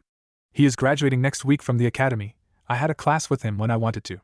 He seems like he has a pole stuck in his butt. Minato simply rolled his eyes, even though it was somewhat true. He had already met Niji once, in the middle of the street, and had gotten the same vibe. He was certain his father's early sacrifice led to this behavior. Do not speak ill of your god brother like that. Now, please restrain yourself while we are here, as we are informing Niji of this. Do you understand? Naruto nodded to his father's request. Couldn't I just hang out with Hinata-chan or something? Minato shook his head. No, Hayashi-sama requested you be here as well for the meeting, so Niji meets his new family members all at once. But I've already met him, Naruto questioned back, but Minato simply led him into the Hyuga compound, letting the guard take back his stance. It was obvious he had heard the conversation, but was considerate enough to act professionally. Minato quietly thanked him as he passed by. Father and son soon found themselves in the modest mansion that was the Hyuga home, standing in front of a door. A call from behind it beckoned them in, as they saw it was the office of the Hyuga leader, who was standing behind his desk. Niji stood to the left of the leader. Both bowed in sync. Namikaze-sama? Naruto-sama? Both said in near sync. It is a pleasure to have you here today, Hayashi told the blonde duo. Minato politely bowed back. It is an honor to be invited, Hayashi-sama. It is good to see you, Niji. Naruto looked slightly startled, wondering what to do, before he bowed as well. What my dad said. The other three in the room all groaned internally at the miscue, however nobody commented. Hayashi simply gestured to the seats in front of the desk. Please take a seat. They promptly sat down, with Hayashi and Niji following them. Niji sat very formally, hands cupped in his lap, while Naruto sat in a more casual manner. Naruto glanced a few times at the boy, his new god brother, as his father and Niji's uncle exchanged some pleasantries before going down to business. Niji also shot a few looks at Naruto, as if to get a read on the boy. However, both noticed the decisiveness of the statement from Hayashi. I think it is time. Naruto watched his father nod, and turned to Niji. Niji, how much do you know about your father? He asked nicely. Niji flinched, and shot a subtle glare to his side towards Hayashi, but answered the man. A few things I remember from before his death, and things some people have told me about him, he honestly answered. Minato nodded, signaling his understanding. Did you know that your father and I were friends? Niji paused, and shook his head. No, I did not. His face betrayed slightly his surprise. To tell you the truth, we were not simply friends. Outside of Kushina, I have to say your father was my best friend. It wasn't widely known, but it was true. Niji's face completely failed him as he looked at him in shock. Father and you were best friends? Minato nodded. He was my second choice to be Naruto's godfather, behind only Jiraiya-sensei. However, your father had no hesitations in naming me your godfather. Niji's eyes nearly popped out of his head. You are my godfather? Why didn't I know this? He angrily turned towards Hayashi, not even hiding his accusatory look. Minato-sama was believed dead, so there was no rush to tell you, Hayashi admitted honestly. But he was been alive for a month. Why wasn't I told before now? His anger was being focused at Hayashi, who Minato saw was being solely blamed. He stepped in calmly. Because I wanted some time to get to know my son, before I did my duties as godfather. Niji quickly turned towards Minato. Duties as godfather? Minato nodded. Niji almost had a hopeful look before he shook his head. Impossible. Any Konoha citizen with the Byakugan is to be raised by the Hyuga family. Unless the Hyuga clan leader allows it. Which Hayashi-sama already has. Niji took a moment to take everything in, before he turned to Hayashi. Why? It was obvious he couldn't understand Hayashi's, the villain of his life, actions. That is simple, Niji. There are a few in the main branch who wish to do away with you, for their fear the talent you bring to the cadet branch. To fail your father, my brother, so completely in keeping his son safe from petty jealous would be shameful. Your brother! You have no right to call my father your brother, not after you ordered him to die for your own cowardness. Niji finally said the thing he had been thinking for 8 years. He had spent years holding it in, but that statement broke the dam inside of him. Hayashi calmly took the claim, not saying anything in his defense. Naruto was confused. He had been quiet so far, there had been no need for him to say anything, but now he was out of the loop. What are you talking about? Niji quickly relayed to Naruto the history of the Hyuga incident as he knew it. Naruto turned to Hayashi, ready to say something, but his father stopped him. The past does not matter at the moment. Niji, Naruto, could you please leave the room for a moment? Niji agreed hesitantly, while Naruto did just as his father told him. The second Naruto shut the door behind him, Minato cast a privacy jutsu, to stop his son or Niji from trying to listen in. He then turned back to the Hyuga leader. Why did you not tell Niji the truth, the whole story? Hokage-sama told me that Hizashi offered himself in your place, but you let his son believe you forced him. Hayashi calmly reached into his desk, and pulled out a scroll. Firstly, I doubt Niji would believe me if I told him, due to his hatred of me. That is why Hizashi wrote the scroll before his death to explain the situation. Niji would believe this, but I do not think he would properly internalize it. What makes you say that? Minato asked, though he suspected he knew why. Niji's hatred is almost absolute, as is his belief in fate. Those two things are intertwined almost seamlessly. If one is able to break his belief in fate, then his hatred can be broken. However, If I simply gave him the scroll, he may construe it as some ploy or that it was simply his father's fate to die, no matter what he decided. I will entrust you with this scroll, but you must promise to give it to him only when he can understand. Agreed? Minato looked at the scroll, and back to Hayashi. He didn't like it, but Hayashi made a strong case. I promise. Outside of the room, Neji and Naruto awkwardly stood next to one another. Naruto couldn't stand it even for a few moments, so he tried to strike up a conversation. So, you are taking the graduation test next week? Do you think you will pass? Neji looked towards Naruto, and calmly nodded. Of course. I am Rookie of the Year. Naruto shook his head. Don't be too sure. I took that test last year, and it was really hard. I failed pretty badly. Neji paused, looking over the boy, going to say one thing but stopping himself. Instead, he replied, well, you did try to take it 2 years early, and you never applied yourself. It was fated you would fail. Fated? Yeah, right, fate is for losers. You have to earn everything you do. Like me becoming Hokage. I'm gonna earn the spot of Hokage, not be fated. Neji shrugged. Perhaps, but it could be said it was your fate. You are the son of a Hokage, it does give you a much better chance. Naruto narrowed his eyes, as he hated his argument. He was actually saying he might be Hokage, but that was because it was his fate. Naruto didn't know why it irked him so badly, but it did. It doesn't matter about that. I was gonna be Hokage, even before I knew who my dad was. Yes, but you were still his son, thus giving you a better chance that it is your fate to be Hokage. Naruto was getting frustrated. Why do you think fate is everything? I'd bet you didn't think it was fate you would get a god brother. Neji paused and nodded. True, but even I can be wrong about fate. It is not my fate to know everything. Naruto was mad about this. Even when he proved him wrong, he still said it was fate. Living with this guy was going to be annoying. However, before he could reply, the door opened with his father and Hayashi saying goodbyes.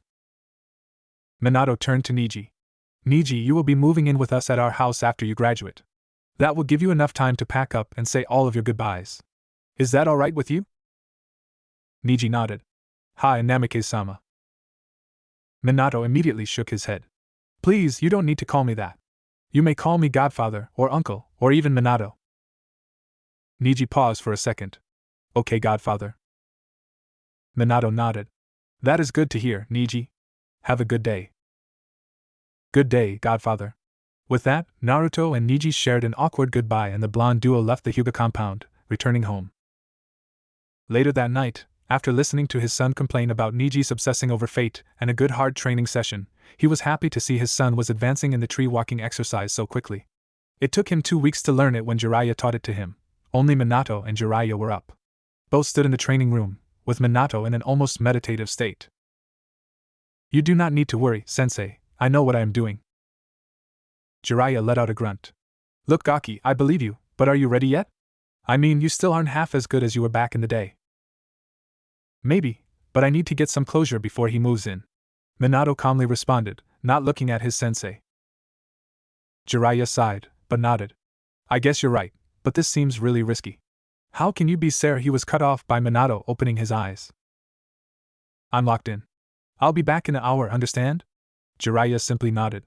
Then, with a small grin at the challenge he was faced, Minato began to send chakra to his Hiraishin tattoo, focusing on the faraway kunai that was his ticket for justice. Then, in a yellow flash, he was gone from the room. Minato took a second to gather himself, and opened his eyes. He saw, on the wall, his three-pronged kunai. The exact kunai that let him make the jump he just made. He had often wondered the limits of his kunai, if it could truly cross countries, and he had been proven right. He had just jumped from his home to the Reikichi Tower. He couldn't sense the chakra of anyone in the room at the moment, so he took it to relax. It hadn't drained him mentally, a jump meant very little to him, but the mental stress in locating it made him a bit weary. He decided to take a seat, the seat across from the Reikichi's desk, and he relaxed. He went over what he was going to say to the Reikichi when he returned to the room. If he wasn't back in 30, he was planning on tripping one of the security traps to get him back immediately. If he hadn't tripped one he didn't notice already. He was hoping it wouldn't come down to a fight, but he might be tempted to throw a punch depending on how much of a stubborn bastard Reikichi was going to be. If he was a bit apologetic, he wouldn't be angry. But if he still felt as if he was in the right, like how his father never apologized for what he tried with Kushina, he might try to assassinate the Reikichi. Not a good idea, he would admit, but still, he hoped it would work. He began to go over the room, seeing if he could find anything of note in the room. It was boringly plain, a few books that looked fairly unused, no decorative wall art. Such a bore. He almost didn't notice the door open, but heard the slight creak and immediately looked over at the person going through the door. My name be Karabi, best of all the Kumo shinobi, with students so cool, make another man drool. Karabi rhymed to himself as he entered the room, oblivious to the man in the room. Minato was very tempted to laugh at the ridiculousness of the scene. He hadn't seen Karabi in years, since he fought him and he found he was a Jinchuriki like his son was son, and technically himself. He looked much the same as he did 12 years ago, just a little older and a little wis dash, a little more ma dash, a bit more respons dash, a little older. My brother be the Reikujay, what else do I have to say, we be the ones who kick some ass, come against us and you'll be under the grass. Karabi continued his rhymes as he still didn't notice Minato in the room. He was looking out the window behind the Reikuge's desk, so Minato decided to let him know of his apprentice. My name is Minato, where's your bro, you two might be bad, but seeing me will make your bro real mad. Minato introduced himself in the same vein as Karabi would. Karabi jumped as he looked around, locking his eyes on him eventually. He stared at him for a few seconds, before his eyes widened in recognition. So the rumors are true. The yandere does live. Karabi stopped his rhymes as the serious scenario unfolded. Minato nodded. Yes, I am. So, Karabi-san, where is your brother the Reikage? Karabi ignored the question. How the heck did you get in here? This tower is super hard to get into. Minato pointed to behind him, at his signature kunai. As long as the formula is in place. Karabi's eyes went wide. Damn, that is impressive. Minato nodded. So where is your brother? Karabi let out a small sigh. It is kind of funny, Yandere-san, it is to talk about rumors about you and if you live. Obviously they do. So where have you been? Karabi was truly interested in this, as he held a great respect for the man, as Minato did for him. It's complicated. Minato told him simply. So, can you get your brother? I wish to talk to him. Karabi nodded and left to go get him.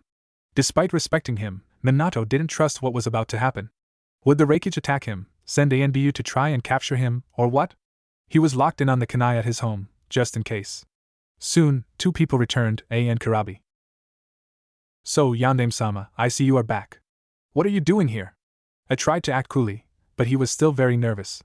Why had Minato come to him? Why had he chosen to got to him? What injustice had he done to him? It was his father who had taken his wife back then, not him.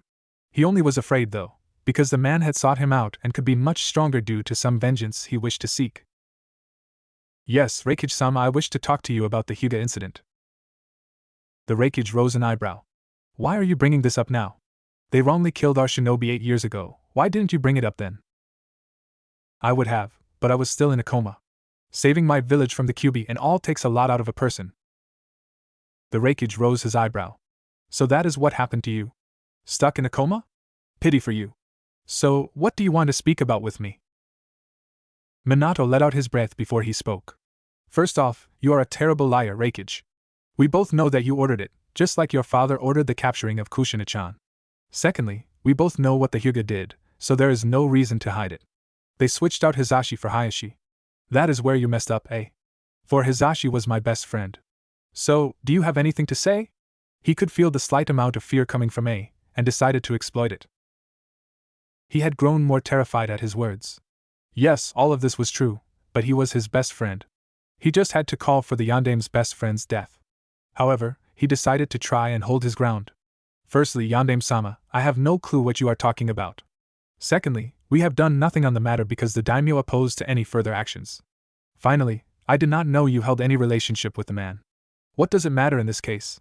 We all have lost people important to us. He gave his life for his murderous broth. He stopped when Minato held his hands up, to tell him to stop. Finish that sentence, and you will regret it. Minato was beginning to lose his temper. I thought you were a more honorable man than this, lying about unduly calling for a man's death. Karabi had been quiet so far, but he decided to interfere. Brother Yandere-man, keep calm. No need to fight here in the tower, do you want to be fools? A nodded. Karabi is right, Yandere-sama. Let us handle this elsewhere. Minato reluctantly nodded. He had hoped it wouldn't come to blows, but with the Reikage, fighting was always a possibility. He had handily defeated him years ago. It shouldn't be too difficult after all the training he subjected himself to, right? Jiraiya was getting ready to warn the Sandaime about how Minato had gone into Kumo and was now trapped there, having been already 15 minutes late. That was until the yellow flash suddenly appeared and a bleeding, exhausted Minato suddenly appeared. Minato! What happened in Kumo? He was frantic to know why his apprentice's ass had been kicked. Minato let out a breath. Fought the Raikage. A lot more difficult than it used to be. Had to get the hell out of there. I was running on fumes. Jiraiya closed his eyes. Why did you fight the Raikage? Jiraiya asked, and wondered what the heck was happening. Raikage was an ass. Wouldn't apologize. Tried to force him to apologize. Didn't work. Gave him a nice scar thought, nice gash on his arm. Do you want me to take you to the hospital? Minato shook his head. No, I don't want the Sandaime to know what I did. He will be pissed I went behind his back to do something to Kumo. Jiraiya simply rolled his eyes. Kid, you should have waited another few months until you are better off. The fact you lasted against the Raikage for so long is impressive, but I know you can do better. Seriously, I can bring you in, say we got into a mean spar. Minato just shook his head. No, I will heal overnight. Just take me to bed. Jiraiya hesitantly agreed, and took Minato up to his room. He cleaned him up a little, getting rid of the dried blood. He put the covers over Minato, letting him rest up after the many bruises and total exhaustion he received from the Raikage. As Jiraiya left the room, he shook his head at the student. He really hoped he didn't do something to bite Konoha in the ass. He really did. Naruto was hanging out with Shikamaru and Choji a few days later, as class was not in session. Underclassmen had the day off for the genin exams, so Naruto was enjoying it. Except for the comments of his godfather who was buzzing around. You say that, Nara, but I have never known a Nara to marry plain. Your wife will be hot and feisty, accept it. Jiraiya told the laziest of the trio, who only rolled his eyes. And be in the same situation as my dad? Too troublesome. I'd rather stay single. Shikamaru glibly told the man. He was starting to regret coming over to Naruto's. Your father tried that too, if I call correctly. But the girl you are destined for will force you to acknowledge her. Naruto just let out a grunt. Don't tell me you believe in that destiny crap too, Ero-sanin. I thought I would only have to hear that from Neji and Ai-san, and not you. Choji only shook his head. You know, Naruto, it is really weird. A month ago you were the orphan, now you have this big family. Lucky I guess for you, but weird. Naruto nodded. Yeah, I guess. Still, I wish they didn't have to be a pervert, or have a pole stuck in their ass. Choji looked around, and finally realized something. Where is your father anyway? What does he do all day? Well, usually he trains with Ero-sanin all day. I have no clue what he is doing today. I haven't seen him much since I found out about Neji. He is going through a recertification program, to officially become a Jonin of Konoha again. He should pass, but he is only really a high B-class threat now. Give him a few months and he will an A-rank shinobi, but it should be interesting the type of task sensei gives to him. Naruto turned to Shikamaru and Choji, a question forming in his mind. What is it like? He asked, confusing the two for a moment about his meaning. I mean, worrying about your dad out on a mission? Shikamaru looked to Choji and shrugged. I just have to trust my dad is strong enough to do it. It would be such a drag if I worried every time he left for a mission.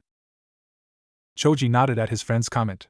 Yeah, I know my dad is super strong, and can be an awesome shinobi. I have to trust he will deal with whatever is thrown at him. Really? It just comes down to trust? Naruto asked, surprised that it was such a simple thing. He never had to trust someone so implicitly before. It was an odd thought in retrospect. They are correct. Whenever my caretaker left for a mission, I had to trust they would succeed and come back. And if not, then it was their fate to pass on and for me to be alone.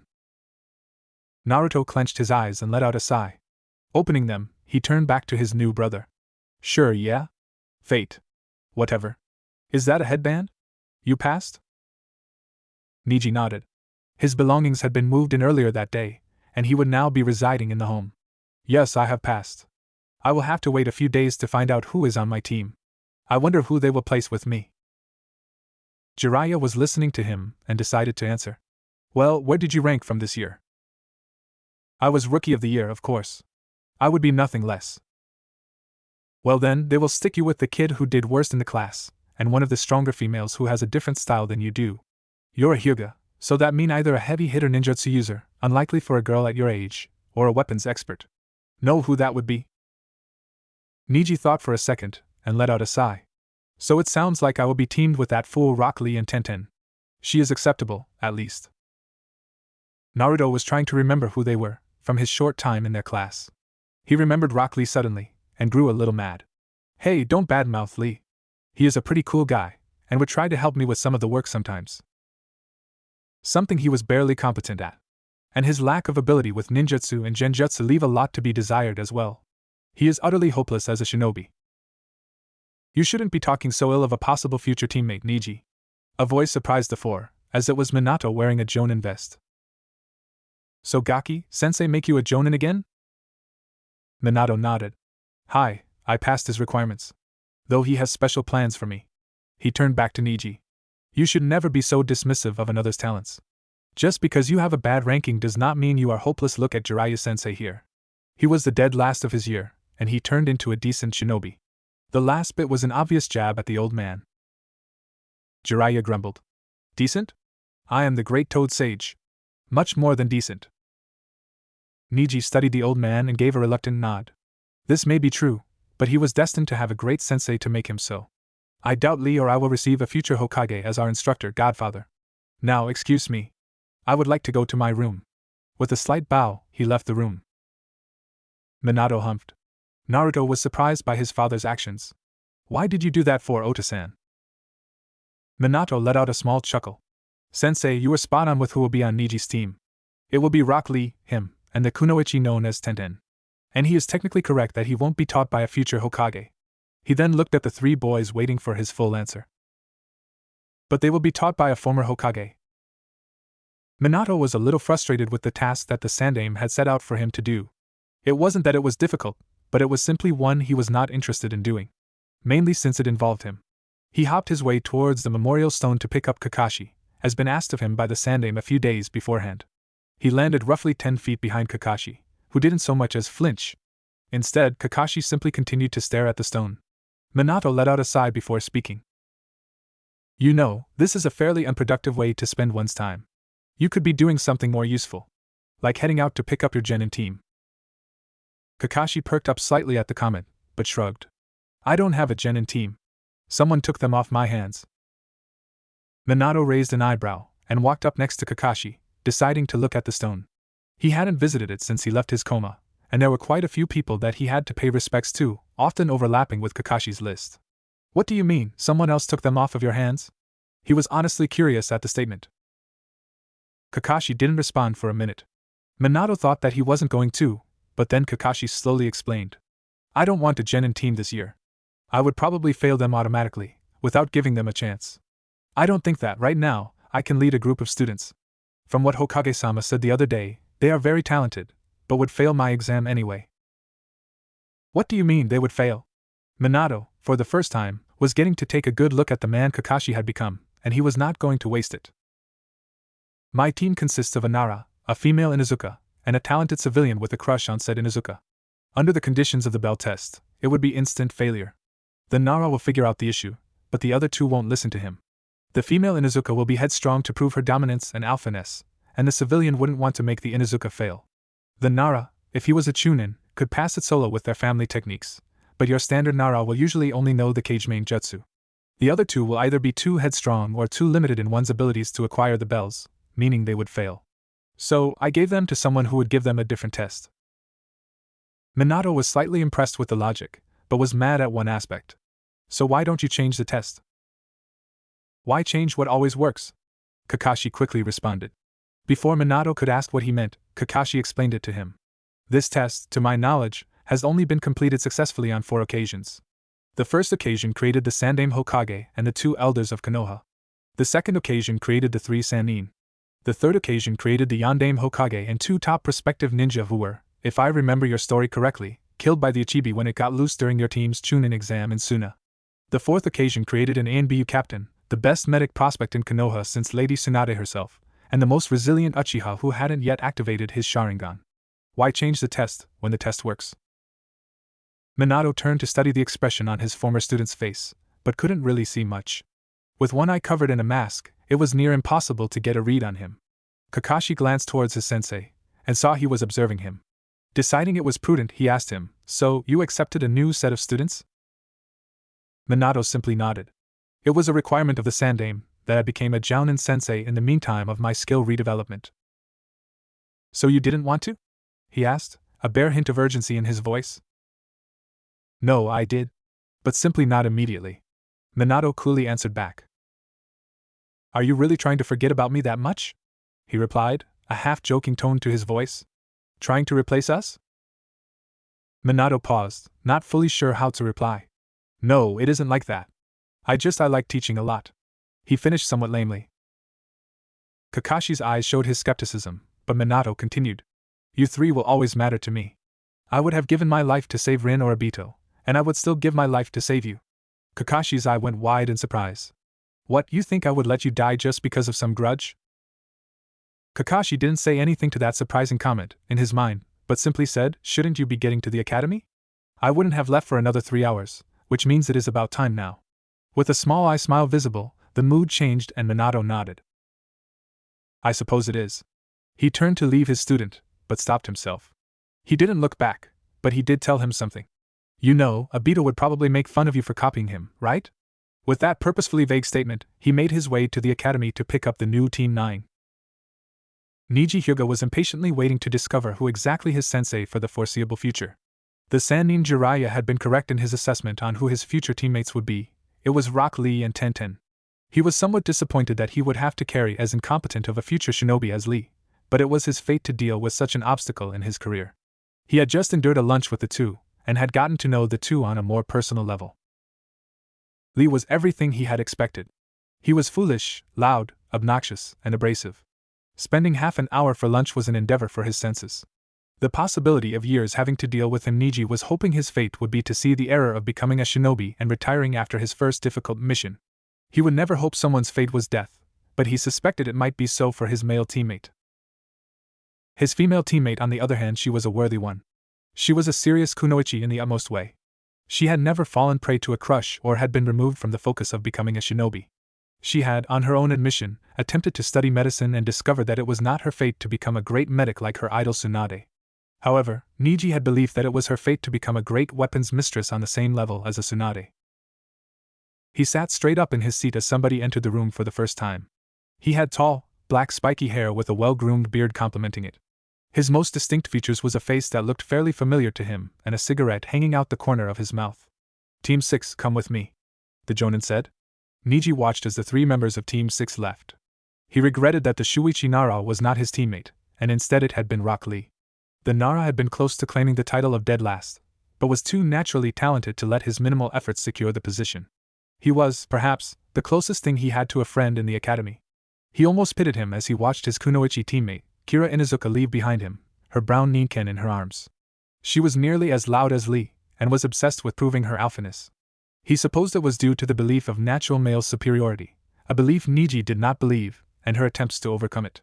The final member, a boy simply known as Koga, was a pity of a shinobi, since he admired the Inuzuka female, and had become the even more degrading fanboy of hers. He watched the trio leave, wondering when his sensei would arrive. He looked outside towards the window, in a moment of boredom. He noticed the increase of whispers that began as he did that, and turned his head back to the front of the classroom to see what the ruckus was. He was shocked to see his godfather stop his walk into the classroom, and look over the class, a spare second of it lingering on him. Then, in a booming tone, he announced, "Team 9, let's move out." His eyes widened at this revelation. His godfather would become his sensei? This new development intrigued Niji as he quietly stood up and made his way to the front. He noticed that Tenten, while in some degree of awe of her luck, was moving towards the front of the class. However, Lee hadn't moved. He was just staring fiercely at his godfather, his eyes appearing to be covered in fire. Niji couldn't help but think it may be due to some medical condition. Then, Lee bursted up, screaming in that tone of his, "Yash! What luck I have! I am honored to have such a great shinobi as the Yondaime as my Jonin sensei." His godfather simply gave a small smile to Lee. "Thank you, Lee-san. But I would prefer for you to call me just Minato sensei. Now hurry along." Niji was now slightly unnerved by how the fire was burning in Lee's eyes. Seriously, isn't that a health hazard that they could do that? Before watching Lee bow and follow them down the steps. The trio played follow the leader to Minato-sensei as they made their way out of the building and to the front yard of the school. Stopping at the swing, his sensei sat down on it before gesturing his students to the ground. Take a seat. The three quickly sat down as they waited for their sensei to speak. So, obviously you three know who I am, but let me tell you more about myself. My name is Minato Namikaze, the father of Naruto Uzumaki and guardian of Niji Hyuga. He was interrupted, however. What? Both Lee and Tenten called out in surprise. Niji had been surprised by the bluntness of his confession of their familial relationship, but he hadn't reacted. Realizing they were waiting for an explanation, Niji provided it for them. Apparently, my father had been best friends with Minato-sensei, and had thus named him my godfather. After his recovery from his coma, my uncle allowed him to become my legal guardian for reasons I care not to explain. Tenten was surprised, but merely nodded her head in understanding. Lee, on the other hand, Yash. What a great story. I was so surprised to hear about this, but I am most glad to know that the bonds of my teammate and sensei are so close. Minato suddenly stared very intently at Lee because of his sudden outburst before asking, Lee-san, do you happen to have a relative named Mato-guy? Lee paused for a moment and shook his head. I do not, Minato-sensei. Why do you ask? Minato waved off the question. Sorry, you simply reminded me of him to some extent. He was a rival for one of my pupils, you see. Maybe one day I will introduce you to him. Lee bowed in respect. That would be a great honor, Minato-sensei. In response, he nodded back. You're welcome. Now, where was I? Ah, yes. Well, I am an only child and the star pupil of the Sannin Jiraiya, who you will probably meet at some time or another. My favorite hobby is to read, though I haven't had much of a chance since my recovery began. So do not be offended if you catch me reading on a D rank, assuming you pass. D rank? Pass? What do you mean, Minato-sensei? Tenten asked her sensei. I will explain in a moment. However, may you three talk about yourselves some. Your likes, dislikes, hobbies.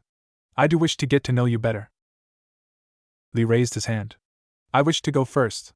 My name is Rock Lee, and my likes are training, curry, and animals. I dislike those who pick on the weak. My hobby is to train. My desire is to become a great shinobi, no matter my handicaps. Niji let out a humph, drawing Minato's attention to him. Why do you make such a noise, Niji-san?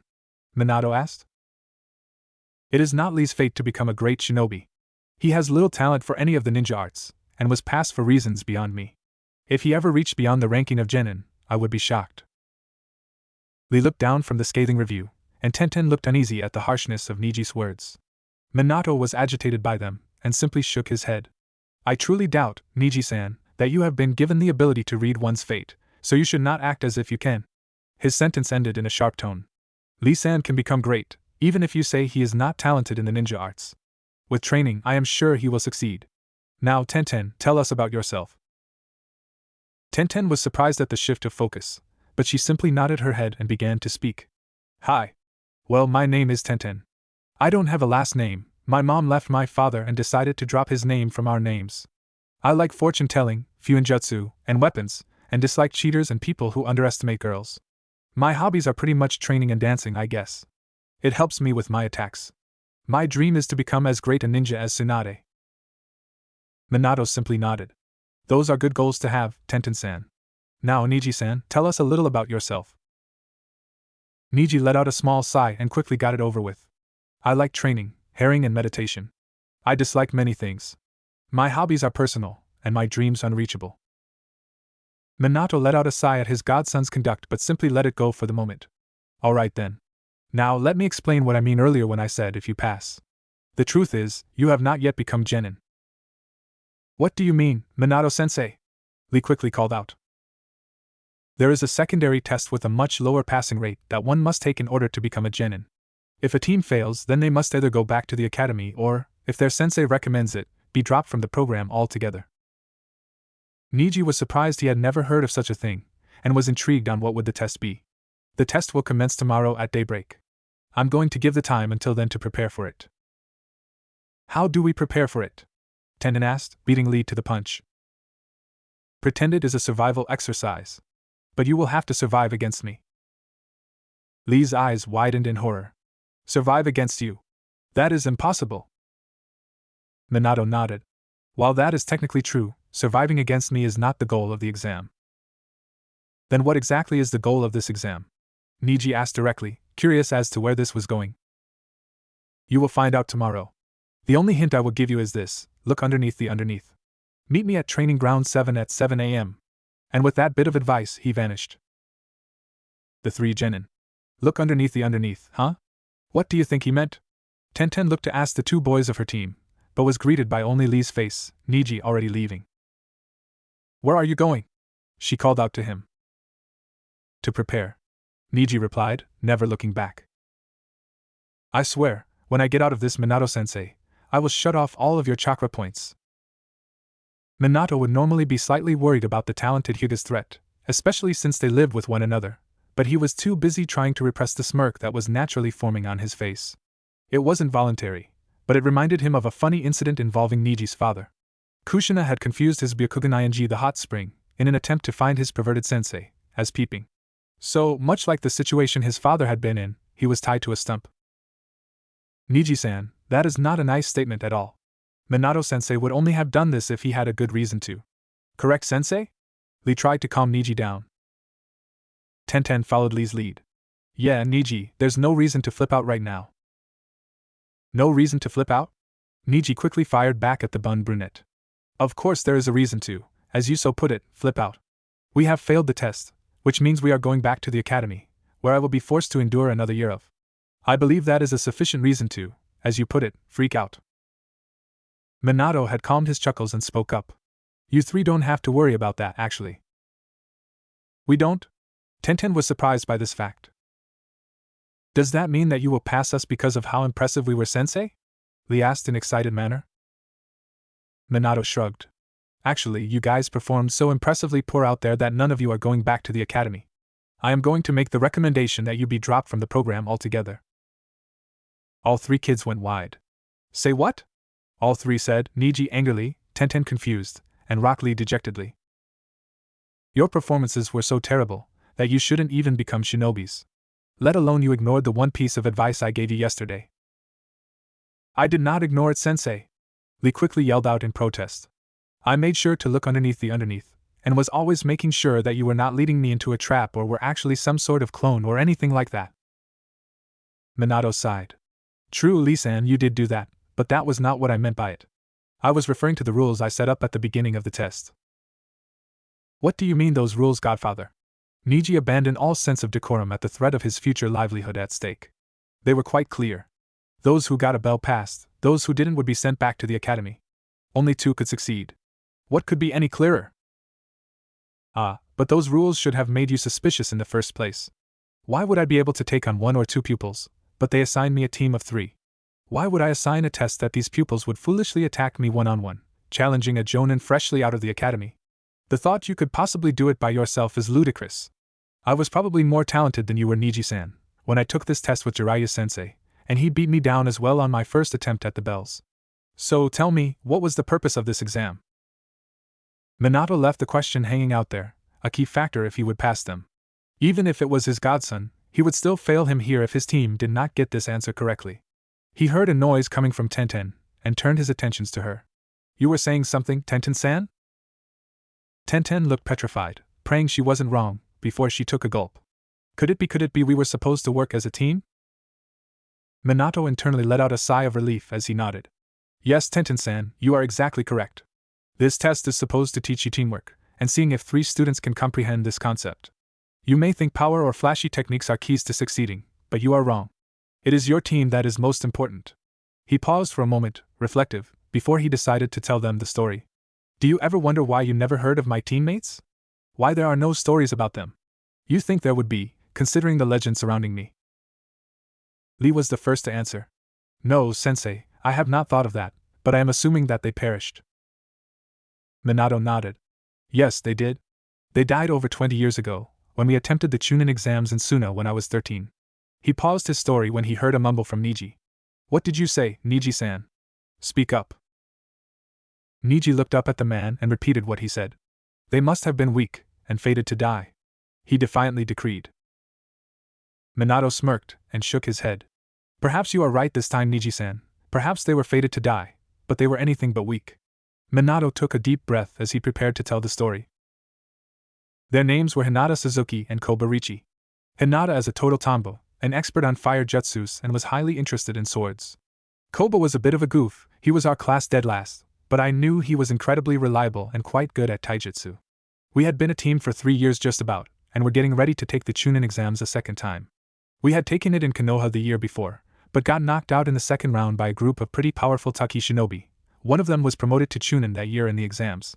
But we were much more focused, and we managed to make it to the finals, which was 6-team bracket competition.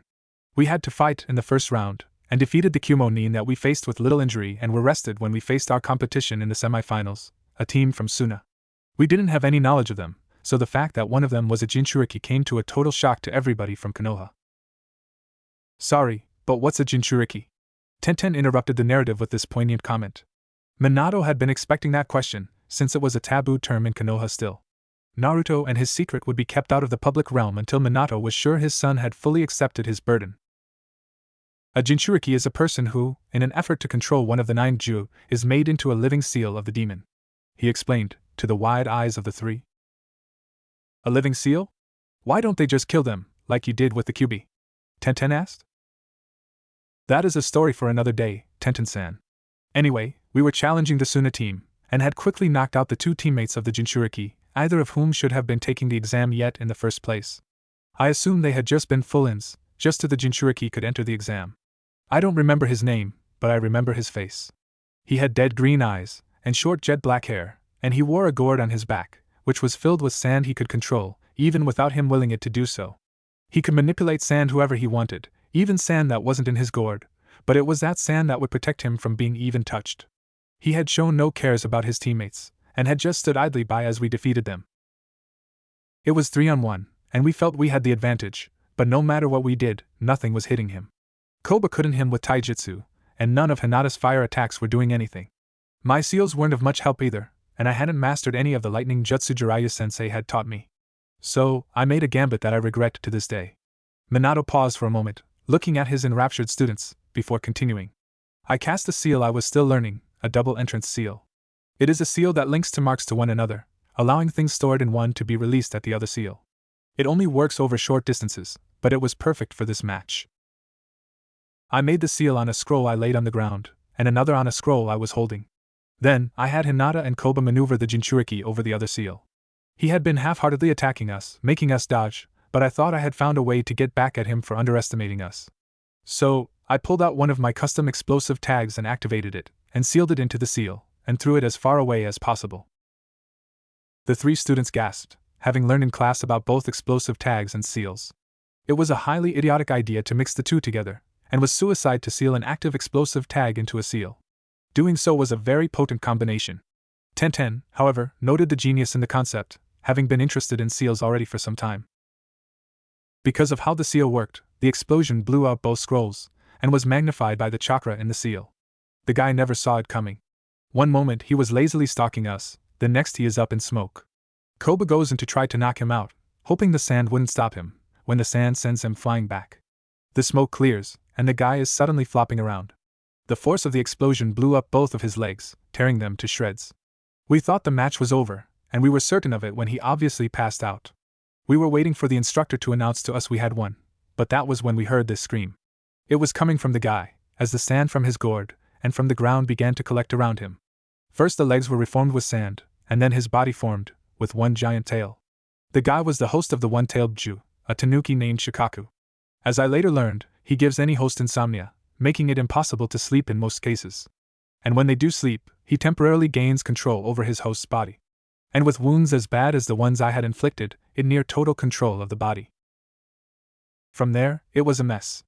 San Shinobi began to intervene, and Sensei came into the fray to try and get it under control. We tried to help as best we could, but it was a terrible situation. Eventually, we found ourselves huddled together, and we made a plan. We had collected enough data to know if he was woken up, the beast would be reined into his seal.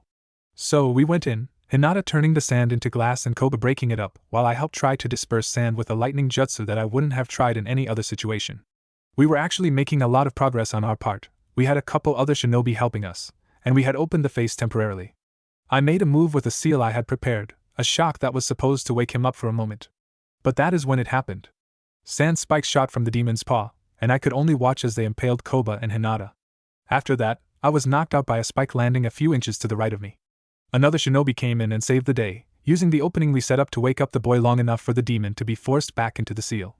Minato looked longingly off to his left, thinking about it.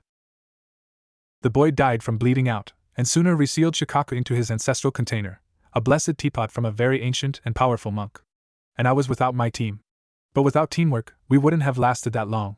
Without teamwork, who knows what damage Shikaku could have done. Without teamwork, I probably would have died. Hinata's last words were to warn me of the spike that knocked me out. If she hadn't said anything, I would have been impaled and killed as well. Teamwork is something that cannot be overstressed. When you work with a team, you are much stronger as a whole than as individuals. And for teamwork, you will do things you never thought impossible. After that, I became obsessed with the idea of reaching your teammates as quickly as possible. That was why I initially developed the Hiraishin no Jutsu, to teleport to my friends so I could save them. But on that same point, don't let your regrets hold you back. They promoted me after that exam, due to all the potential I showed and such, and I rejected it. I was inspired to follow the vow a man sensei had introduced us to stay a genin for the rest of his life.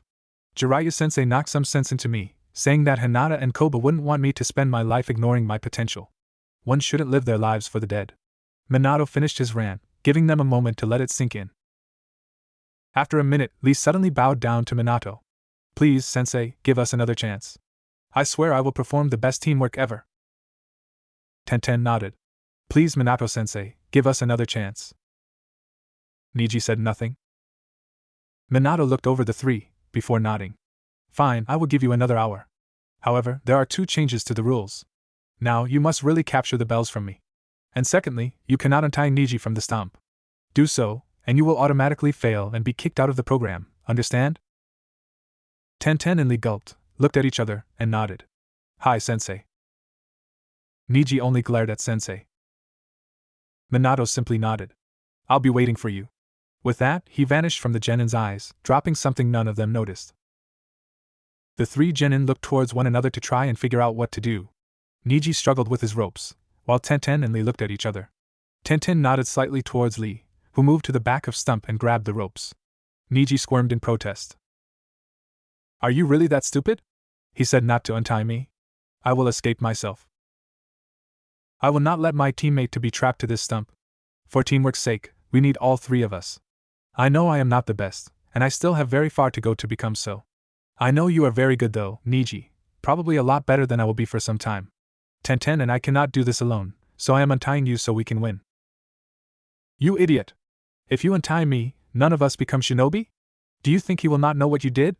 Godfather is anything but stupid, something you apparently are. Slap! Shut up. Tenten moved her hand away from the cheek of Niji. Just shut up. Lee-san is my teammate, and I will not let anyone ridicule him for no good reason.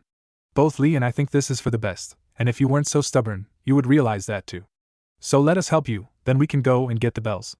Understand? Her tone was very forceful, making Niji listen. Niji paused for a moment, before sighing.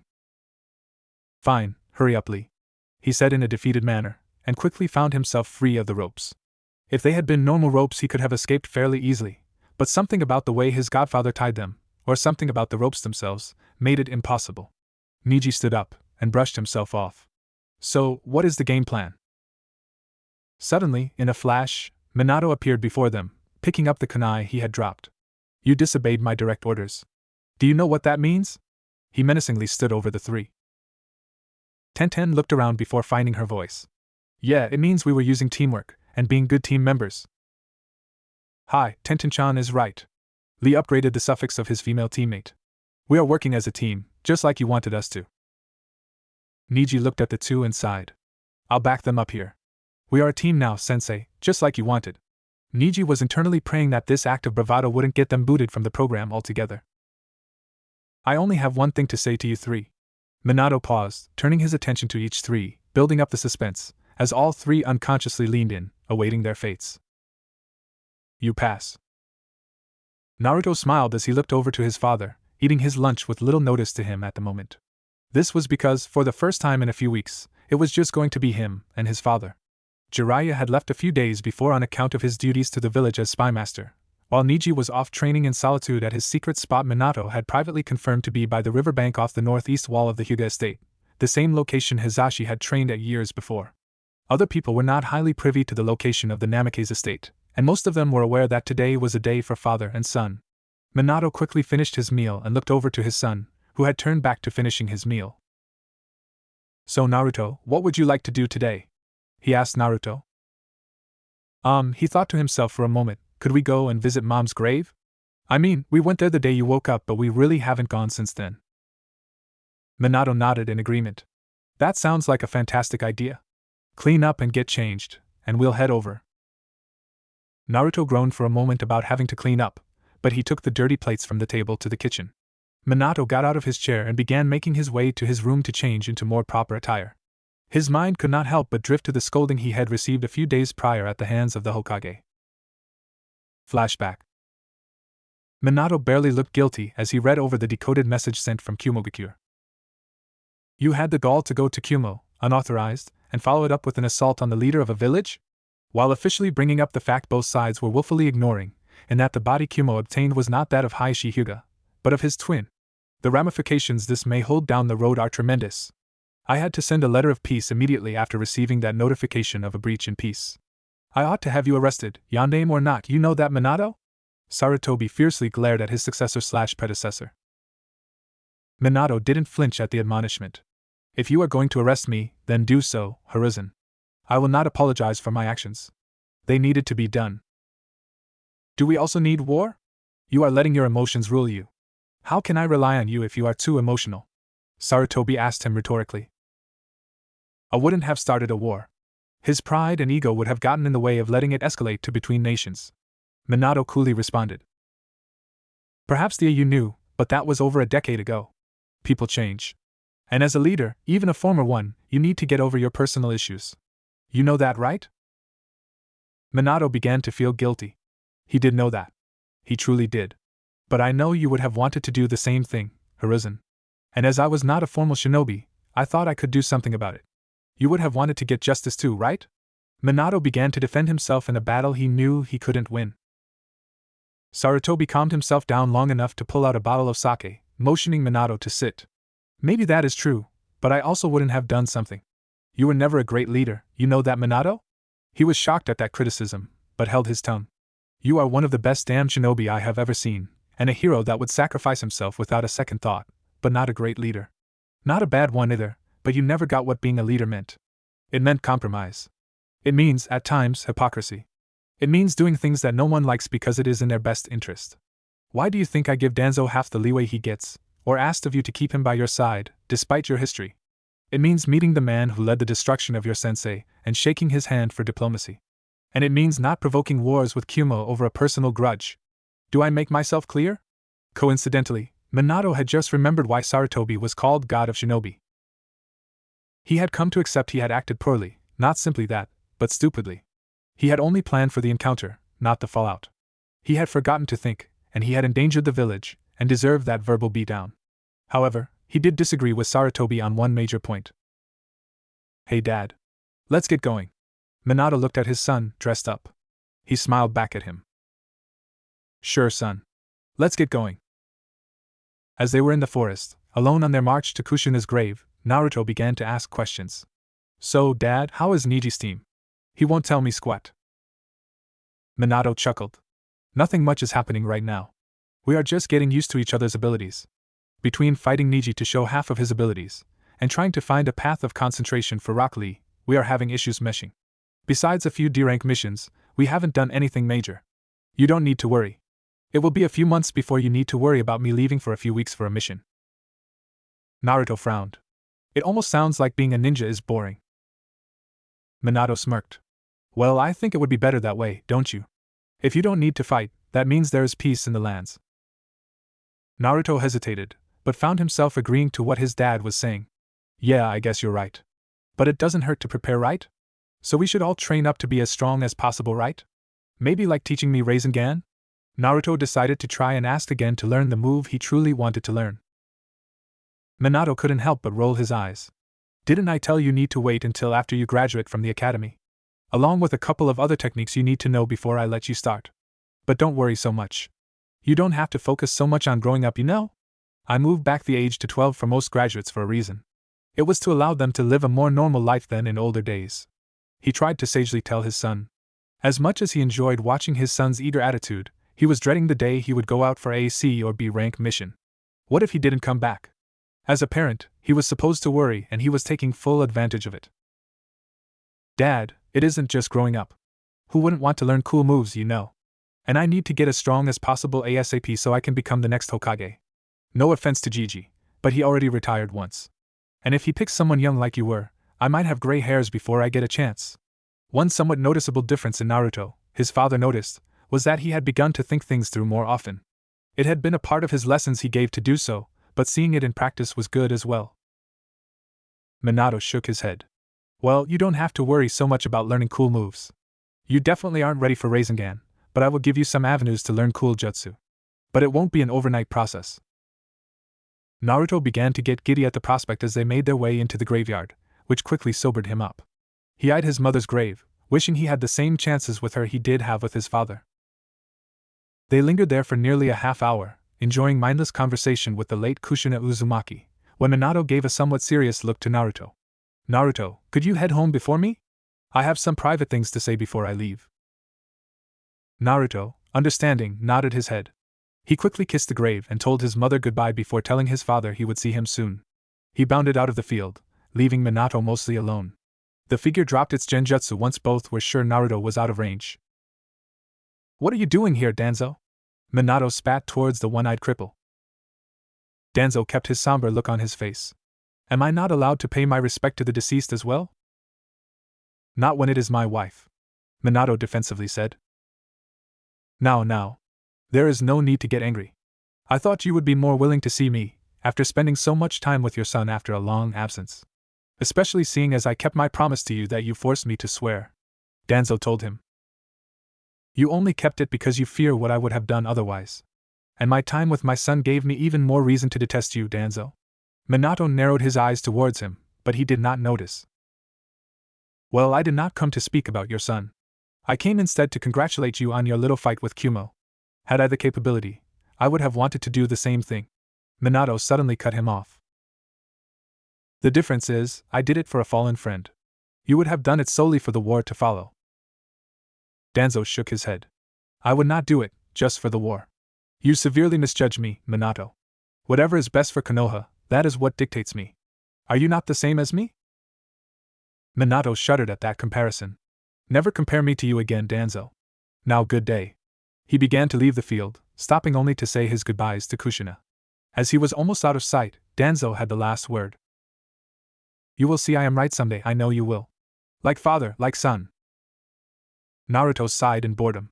It was his dad's third lesson with him and Rock Lee about Fuinjutsu, and they were still talking theory for the most part. Lee gave his undivided attention on the matter, but Naruto didn't keep focus.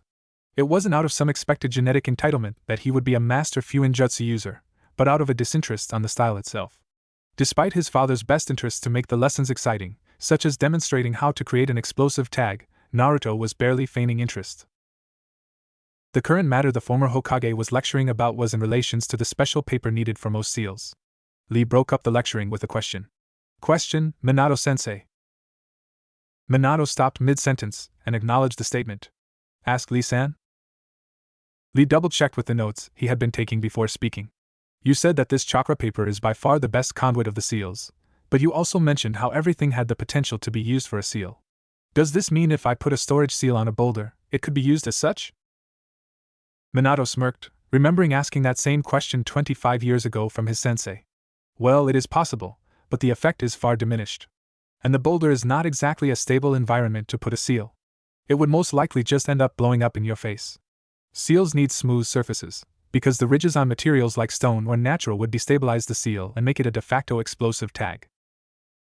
Lee thought about that comment for a moment, before jotting something down in his notes. Naruto, who happened to catch his father's explanation, had a question. So what would happen if you put the seal of an explosive tag on a rock? Would it be a really dangerous explosive tag then? Minato shook his head. Hardly. The seals would become less reliable while being set, and the impact is lessened. If you put an explosive tag on a tree, you will knock it down. But if you were to put the seal itself on the tree? Some damage, but it will live to see another day. Neither blonder noticed the fires of thought burning in Rock Lee's eyes, as if he had a great epiphany.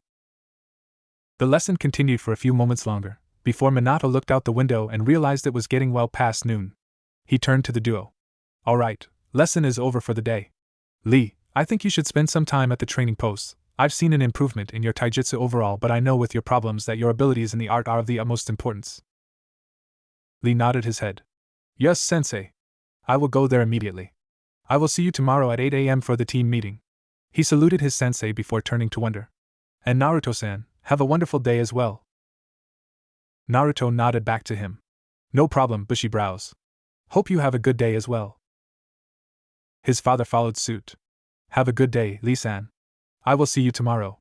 With that farewell, Rock Lee left the Namikaze estates and headed to the training grounds. Alone now, Minato beckoned his son to come outside without saying any words. Naruto followed suit, curious what was going to happen next. Standing in the large clearing of the front yard, Minato smiled. Naruto, I have seen a remarkable improvement for you in both taijutsu and chakra control. Your form has finally reached the level it should be at, while you have total mastery of the tree walking exercise. For these successes, I have decided to teach you the first jutsu I ever learned. Right on, Thunder Wave. Thunder Wave? Naruto looked at him curiously. Minato didn't bother explaining, as he planned to show him. He flashed through the 4 hand signs needed for the jutsu at a lightning pace, before bellowing out, right on, Thunder Wave. With that, a wave of electric sparks flew through the air from the direction of Minato towards Naruto. Naruto tried to dodge the attack, but it was too late. He found that he couldn't even move now. His whole body was numb, and most of his muscles had seized up. All in all, it was uncomfortable. After about 6 seconds, the effects began to fade, and within 15 Naruto had regained his full mobility. Testing his muscles, he turned to his dad with a puzzled look. How did you do that? Minato began to explain. This jutsu is your basic run-of-the-mill right-hand style technique, C rank. It is a shorter-range jutsu that funnels the electricity in your body and the air towards your opponent, and uses their nervous system to help paralyze them. It doesn't last too long, and can be overpowered with burning your chakra reserves, but it is very effective in a fight for tactical purposes and against those who don't know how to counter it. Naruto took in the information, and began to nod as if he understood. So you use electricity to stun your opponent? It turns out, he did understand it. Somewhat. Honestly, his second response would have been, so it is shinobi magic, right? But he was glad his dad nodded. Exactly. So now, I want you to memorize these hand signs first, and show me you can quickly perform them. Don't push any chakra into it, just the hand signs. He repeated the signs at a slower pace, and watched as Naruto formed them with him. After a few slow test runs, Naruto knew he had gotten it.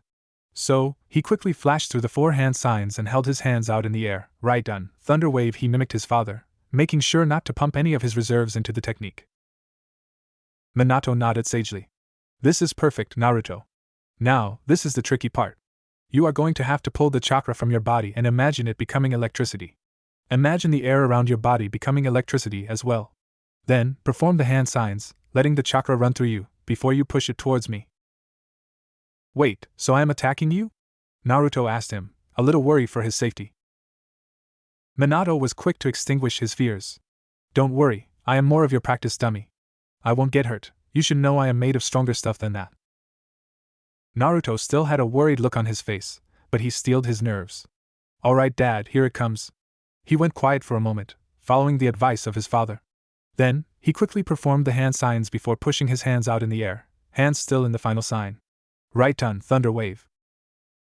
There may have been a spark or two, but nothing certain. Naruto looked down on himself, but his father was sure to nip that in the bud. Don't look down on yourself, Naruto.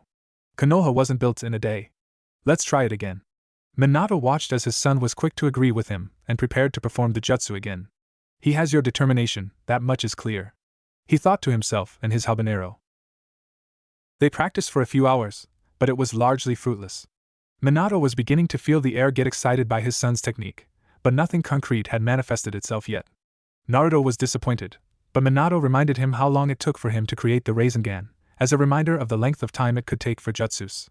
Naruto only sighed, and challenged Neji to a spar when he returned from his trip to the Hyuga clan to see those who were worried about him and cared for him, which Neji did the same to an extent. He had been refused, which led to an awkward dinner, but there was no build-up off the incident, and a few hours later, they all went to their respective sleeping quarters. While his son and godson slept, Minato stayed up to attack his new personal goal. He quickly sat himself in lotus position and brought his hands together. A bit tacky, but effective for what he was trying to perform. He had begun meditating in preparation of going to MT Myaboku and formally undertaking the sage training again. He had tried years before, but never had quite managed to complete the necessary balancing needed. He knew it was a matter of when he had time between his team and his sons, but he needed to complete this training as soon as possible. Quieting his thoughts, he let his body relax as attempted to meditate. A few minutes in, he felt his body getting pulled into a new space. Was this the nirvana the monks attempted to meditate for? Somehow, he doubted it, both logistically and factually. Opening his eyes, he found himself in a giant cube, made up of bricks that had chakra chains embedded visually upon them. In the middle of this giant cube were giant bars that stretched beyond the light that had no source. This world confused Minato, until he saw out of the corner of his eye a flash of the creature behind the caged bars. He realized he was within the confines of his soul, protected by the dying act of his love with the beast that helped kill her. "Kyubi, I know you are behind those bars. Let us speak," he demanded, walking towards the cell and finally noticing the seal that confirmed his thoughts. Without a sound, the Kyubi walked out of the shadows, shocking Minato. Why was he so small? He stood a mere 2.5 stories high and stretched for nearly 30 meters. It was big, but this was barely a foot of the beast he knew. Was it controlling his size for some reason? "My abductor. It seems we get to finally meet." It spoke in a rough voice, completely bitter. "Yes, we do. I hadn't planned on meeting with you, but I see how this could be advantageous. So, how have you been within the seal?" he questioned the Bju. "I have lived with the pain of that day for over 11 years, human. I was ripped in half by your seal and my body gouged by Shinigami in an attempt to claim what your mate stole from him. I have been in hell." He spat at the Hokage. "So that explains why you are so much smaller. Shinigami took your essence and shrunk you to this size." At this deduction by the yondaime, the Bju laughed. It saw his jailer's confusion and decided to explain. "My essence? Do not make my laugh, human. I am this size because it brings me the least pain. If you wish to see the true me, I will grant you the honor of being haunted by those images." He spoke before suddenly morphing. Minato wanted to ask a different question, but could only look on in horror as the beast expanded to his regular size, Minato choking down the vomit that tried to escape his being.